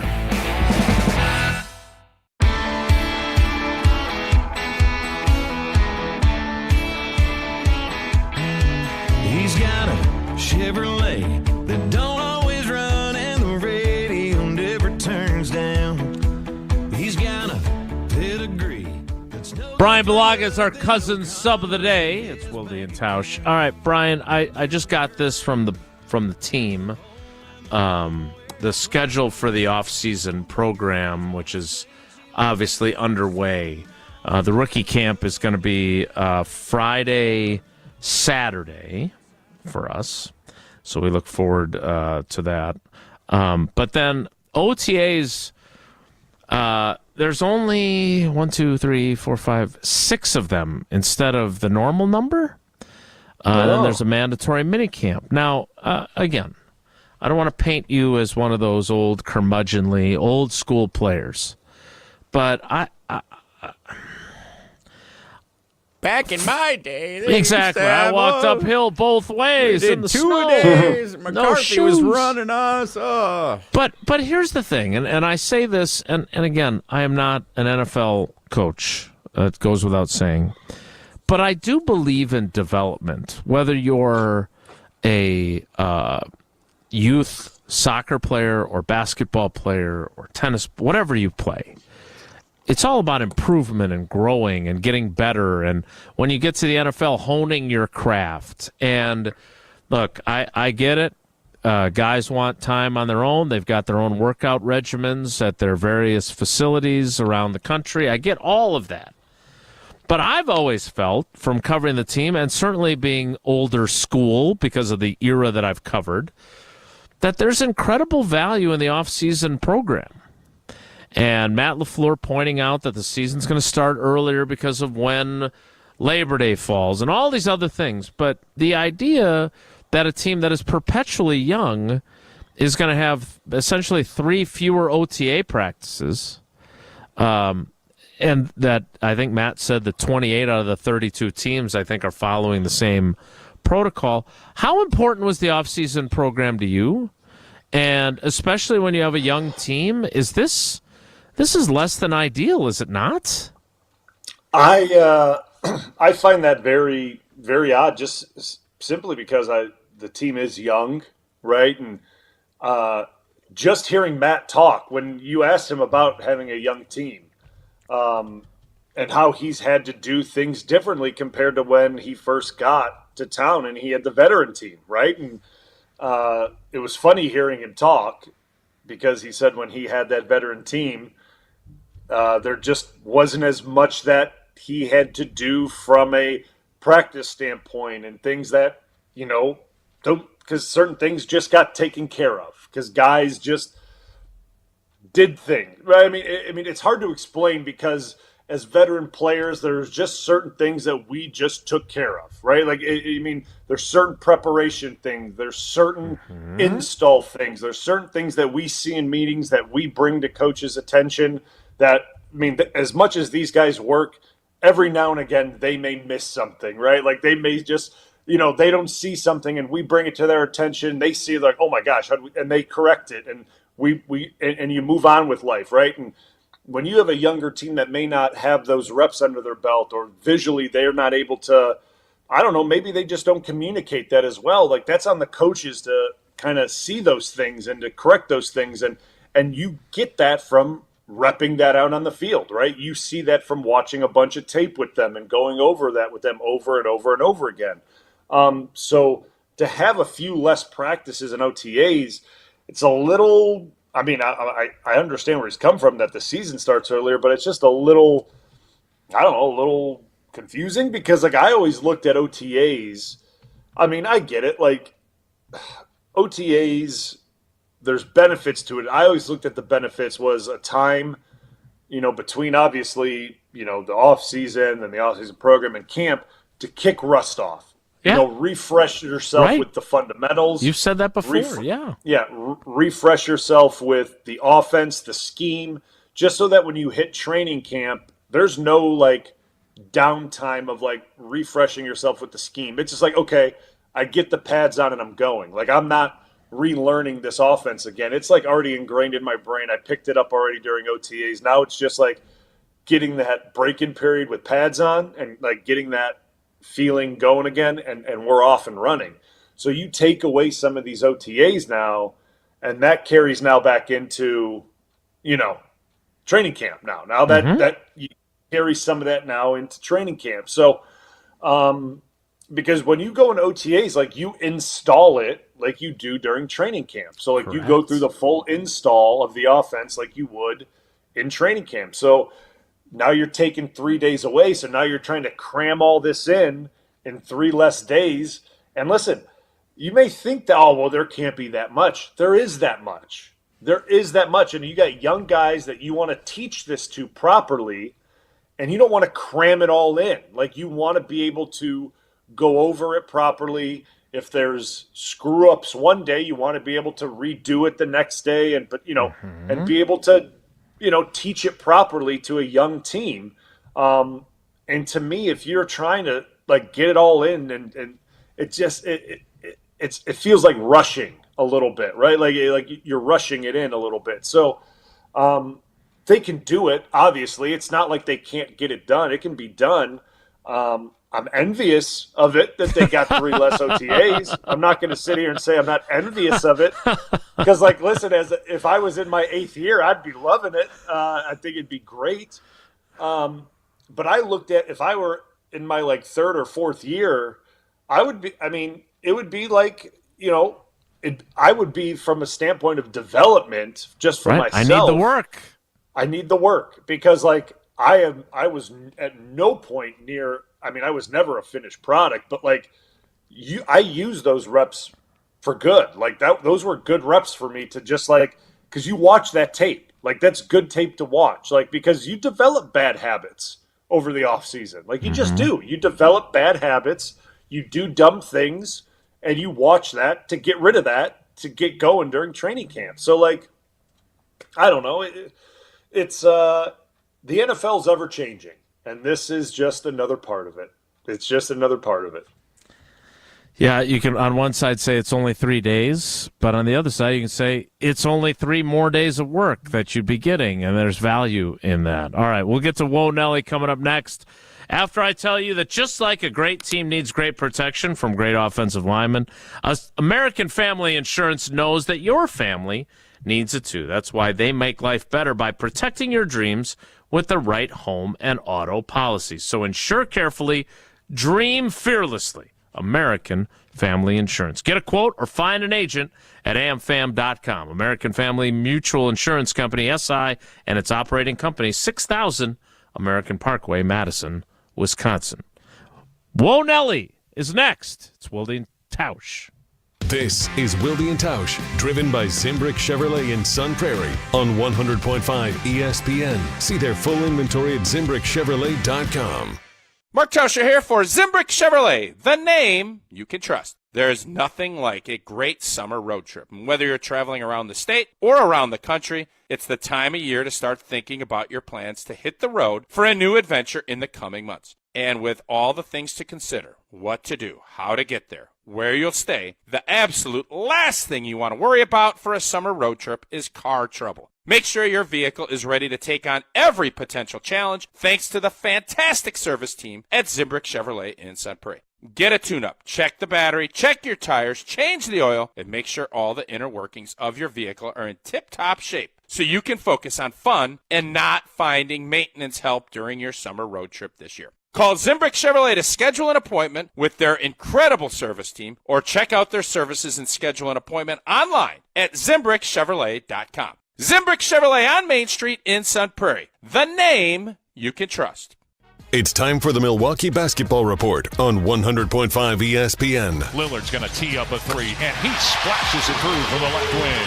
Brought to you by Michelob Ultra, the official beer of the Milwaukee Bucks. The Bucks season ends with an overtime heartbreaker against the Indiana Pacers. Final score 119-118. Milwaukee was up 7 with 40 seconds to play until the Pacers went on an 8-0 run to close it out, capped off by a Tyrese Halliburton game winner with 1 second to go in overtime. Halliburton to the cup. He lays it in with 1.3 seconds to go. Trent, three-quarter court heave, and that is how this season will end for the Bucks. Gary Trent Jr. led all scorers with 33 points, but had a couple of costly turnovers down the stretch in OT. The Bucks dropped the series 4-1 to suffer their third straight early playoff exit. This has been your Milwaukee Basketball Report on Madison's home for Bucks basketball, 100.5 ESPN. Brought to you by Michelob Ultra.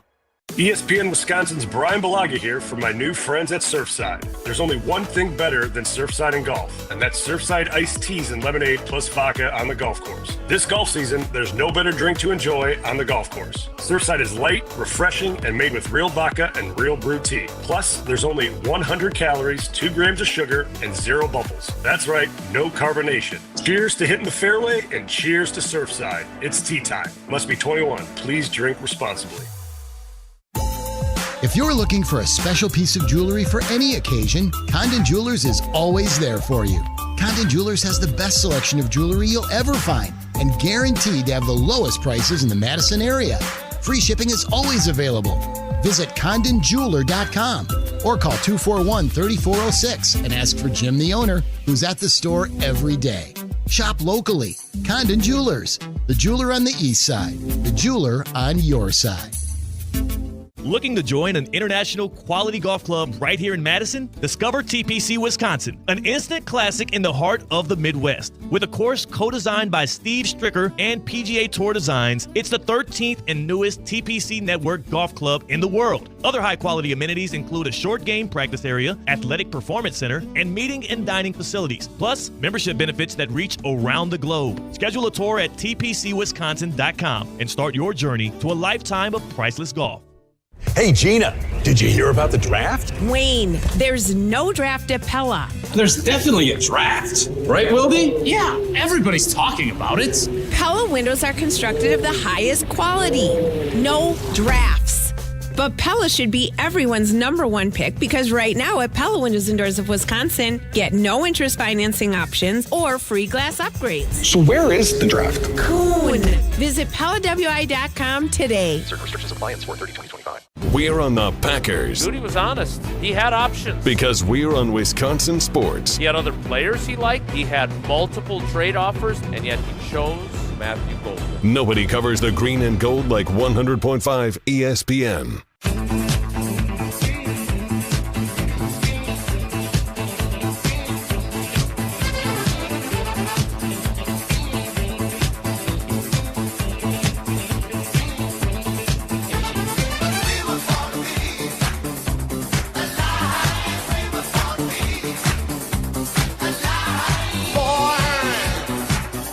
Before we get to Whoa Nelly, want to remind you, we've been telling you about it for about a month now, and it's coming up quick. It'll be here before you know it. The exciting Made 'em Believe event, as you can relive Wisconsin's run to the national championship game.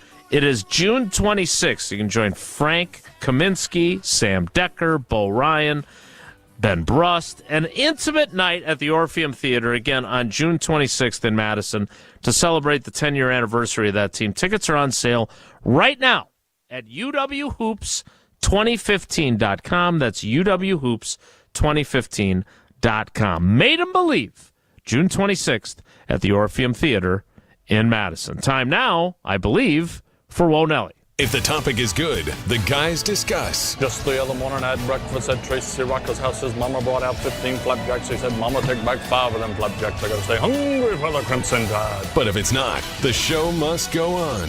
It's time for Whoa, Nelly! On Wilde and Tausch. I would like to address how mean Bryan Bulaga was to me last week. What? Oh, Here we go. Here we go. Thursday of the NFL draft, excitement in the air, 600,000, I guess 599,997 of my closest friends, because I counted as 3 of them, were in Green Bay for the draft. You walk around, you go in, you check out all the festivities. I win the Pepsi Challenge, all kinds of fun things going on. Wait, what? Yeah, the Pepsi Challenge. I was telling everybody about the Pepsi Challenge at the NFL draft. I did it. And I correctly chose Pepsi Zero Sugar compared to the other guys. I don't think that means you won. Oh, it sure does. It wasn't the other guy's challenge. It was the Pepsi Challenge. And turns out, I think as the final numbers were tallied, I never saw the final numbers, but I did hear from a reliable source who I'm golfing with tonight that Pepsi Zero Sugar won significantly. You play golf at night? How do you play golf at night? Well, sometimes, Brian. So nobody has to see how he plays. The sun starts to go down before you finish because your team is that bad. That's what. Oh. By the way, also getting called into golf for the second week of a golf league and already having other times coming up, like, why even have a golf team if you're going to ask for a sub like 7 out of 9 weeks? Anyway, Tier 1 Tyler. Okay. Wait, so you're filling in for Tier 1 Tyler? No, I'm or golfing you're playing with Tier 1. One of the Yeah. guys on Tier 1 Tyler's team is out, but then he's also going to be out several times that I'm going to be on standby for. So I'm basically in this Wednesday night league as the first alternate. And I'm going to be there more than... It's like when Craig Counsell wasn't a starter for the Brewers, but he started 6 out of 7 games a week because he was a utility guy filling in, giving everyone else a day off. That's kind of my role for this golf team. It's a good role for you, Especially especially considering how much you hate the guy. Yeah. Whoa, Nelly! That's not the point. I bought a souvenir from the NFL draft because I said, you know what? I want to have something. This is a once-in-a-lifetime experience. And I was proud when I walked back to the Tundra Trio as he's getting ready for his big cook-off against Tausch with pit boss Bryan Bulaga. So I said, hey, Bryan Bulaga, how you doing? Oh, great. Chit-chatting. I said, look what I bought. Little yellow NFL draft golf ball. Going to be one of my putting balls for when I'm out on the course later today. Oh, my gosh. Do not. $8. $8. You paid $8 for one ball? $8 is not... It's a collector's item for... You should have seen the prices. You're an idiot. You should have seen the prices of some of the others. I didn't want a T-shirt. T-shirts wear out in a year or two. I didn't want a hat. They get all sweaty when you're sitting in the sun. What do you need a souvenir for at all? You were the there. NFL draft. Once in a lifetime. You want to have... Ben Bruss needs to stop sending Teams messages while we're in the middle of our show with Bryan Bulaga on this. I wanted to buy... If it's a collector's item, why are you going to use it to putt? Because when you putt, it's not going to get lost. It's not going to get dirty. And That's it's a against the rules of golf. You can't put a new ball in play as you're playing golf. Says so that's a penalty. That's the rules of golf. You can't put a new ball in play to just putt with it. It's a 3-man golf scramble league. Everyone's putting a new ball down. People don't even show up for it, apparently. Yes, the rules are very loose for this league. Wait, so how was Brian mean to you about this? You should have heard the judgment in Bryan Bulaga's voice and seen the look on his face. Exactly what you said, Jason. I said exactly what you said. I can't repeat Did it sound to you. anything like you're an idiot? Why would you pay $8 It was for a ball? vulgar. It was hostile. I can't repeat the exact line Bryan Bulaga said to me when I said I bought a golf ball for $8 to commemorate my NFL draft experience. Something along the lines of, I don't know, I quote, why the blank would you buy that? Exactly. That's exactly what it Blue. was. I am Team Blue all the way. There are so many worse souvenirs you could buy from something. You go to Disney World, you could buy a T-shirt, you could buy a collector cup or whatever. Get an $8 Disney golf ball and you have it in the bag. And then, Jesse, look, I'm putting with the Disney tell ball. Here's you, Mickey coming on out. I'm telling you right now, as a Green Bay resident, all that draft crap is now heavily discounted. I could probably get you that ball for $250 now. Let's get me another one. You can have a whole collection of them. Sure. You can use that one as your sand ball that you just hit out of the sand trap. Oh my gosh. Doesn't even have a logo on it. Like, it's unsponsored, but it's just a golf ball. They made it out of recycled crap. Unbelievable. $8. $8. So is that the only thing you bought? Yes. Took some pictures. Pictures last forever. unless you lose your phone. Or your iCloud malfunctions. Wow. $8 golf ball. There are far worse investments that I've made, and I'm sure that others have made, than an $8 golf ball as a souvenir from an event like that. Yeah. Okay. I got an ESPN hat that they were giving away at the Tundra Trio. You know what that cost me? Yeah. Nothing. I do. I do. Me too. That's what I got as well. I did not get one of those hats, and I'm kind of salty about it. I'll sell you mine for $8.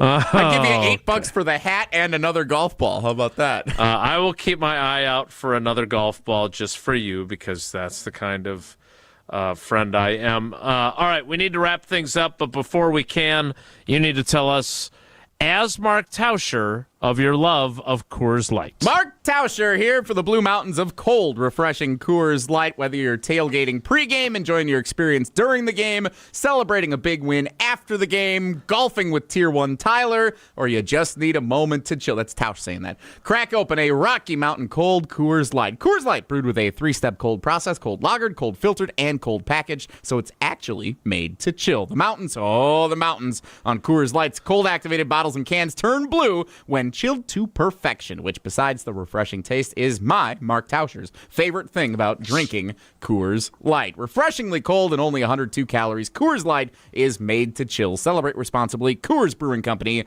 a Golden, Colorado. A Golden, Colorado. We'll wrap things up with Bryan Bulaga next. It's Wilde and Tausch. We're on the Badgers. When you turn on the tape of Wisconsin Badger, because we're on Wisconsin Sports. You know you're getting a boy dog warrior. This is 100.5 ESPN and Wisconsin On Demand. Big winners are wanted this May at Ho-Chunk Gaming Madison, so saddle up and ride on in for the biggest prizes in town. It's all fixing to start at high noon on Saturday, May 31st. 30 winners will each be selected to collect a $1,000 prize. And that same afternoon, 3 more of our most wanted will each wrangle a $10,000 cash prize. That's $60,000 paid out in one day. Get your share of the bounty this May at Ho-Chunk Gaming Madison. You, rah. Pella Windows and Doors of Wisconsin present your Badger Minute. Here's Pablo Iglesias. This Badger Minute is brought to you by The Jump Around. Don't miss new episodes of this exclusive digital show talking all things Wisconsin sports, premiering every Thursday at 12:30, streaming live on the ESPN Madison YouTube channel. Along with draftees Jack Nelson and Hunter Wohler, 4 more will get their shot to live out a lifelong dream. On the undrafted free agent front, wide receiver Bryson Green signs with the Arizona Cardinals. O-lineman Joe Huber sticking around the Midwest with the Minnesota Vikings. Cornerback R.J. Delancey going Big Apple with the New York Giants. A couple rookie minicamp invites handed out too. Linebacker John Pius on his way to Cleveland. And D-lineman Elijah Hills is Bay Area bound with the 49ers. Best of luck in the league, boys. Make us proud. Don't wait to upgrade your windows and doors, because right now at Pella Windows and Doors of Wisconsin, get 0% financing for up to 6 years. Visit PellaWI.com today. I knew that we were going to be getting engaged soon and needed to do some ring shopping. Heard the radio ads of Chalmers and decided, hey, we should give it a shot at Chalmers. They were just awesome at accepting us through the door and understanding what she wanted in terms of how she wanted it, and they delivered. Everybody always is telling me how sparkly my ring is. They tell me that they really like the style of the ring and the setting that it's in. I am ecstatic with it. Thank you, Chalmers. Bandana? Check. Boots? Check. Gloves? Check. As a motorcycle rider in Wisconsin, you may go to great lengths to protect your image. Just be sure you're protecting yourself, too. Wear a Department of Transportation-approved helmet. Perform safety checks on your motorcycle. Know the traffic laws and don't take risks. Motorists and motorcyclists can work together to achieve 0 preventable deaths on Wisconsin roads. 0 in Wisconsin. Together, we can save lives. Learn more at zeroinwisconsin.gov. Wisconsin DOT. Hi, I'm Eric Brown, owner of Siding Unlimited. Siding Unlimited is the proven exteriors professionals for 31 years. Family owned and locally operated right here in Wisconsin. National and local awards proving Siding Unlimited will deliver peace of mind. Looking for inspiration to replace your windows, roofing, siding, and doors? Stop by our amazing showroom at 2018 South Stoughton Road in Madison. And definitely check out sidingunlimited.com. We are Siding Unlimited. You remember the moments from that magical March. Decker, it's a three. Got it! On June 26th, celebrate the squad with Made 'em Believe, a special night with Bo Ryan, Frank Kaminsky, and Sam Decker. Here's Kaminsky, the drop stab, that's his favorite. And the two. Presented by Bud Light, Michelob Ultra, Potosi Varsity Ale, and Potosi Hard Seltzer. Tickets are on sale now at UWHoops2015.com. Made 'em Believe, June 26th at the Orpheum Theater in Madison. Waiting to see a general surgeon? With Stoughton Health, it's always easy access, with most appointments within a week. And with over 160 insurances accepted, you're covered and in good hands. For more information, visit StoughtonHealth.com. Stoughton Health, creating excellence together. Thanks to VA, I have a place to call home with the VA Home Loan, an education with a GI Bill, the highest quality, most affordable healthcare, and the financial support I need to manage the disabilities that I have from my service. Get what you earned. Visit choose.va.gov. Not all veterans are eligible for the type or amount of benefits mentioned here. We're on the Packers. If they're not better this year, because we're on Wisconsin Sports, there's going to be a lot of seats warming up. Nobody covers the green and gold like 100.5 ESPN. Take my heart, don't break it. Love me to my bones. All this time. Nothing screams, I went to the NFL draft like a golf ball, is the consensus in the YouTube comments. Of course, Bryan, you are scheduled to appear next week because Tausch's got a couple days. He's going to be gone again. So he'll be rejoining us early next week. Is that correct? That is correct. All right. Well, we appreciate you stepping in. You are always a very, very, very welcome cousin sub of the day. And unlike Jaire Alexander, I want you around again next week. I'm willing to say that publicly. I can't wait till you're here again next week. Thanks, buddy. That. Yep, I appreciate it. Bryan Bulaga. Would you Iowa, like to buy a Wilde and Tausch souvenir golf ball to commemorate your experience? $8. I'm good. And $23 for a burger as well. All right, that's it for us today. We will do it again tomorrow. Thanks for coming along for the ride with us. We'll have another cousin sub of the day on tomorrow's show. You'll have to tune in to find out who it is. Have a great day. Take care. Be good. Miss any of today's episode of Wilde and Tausch?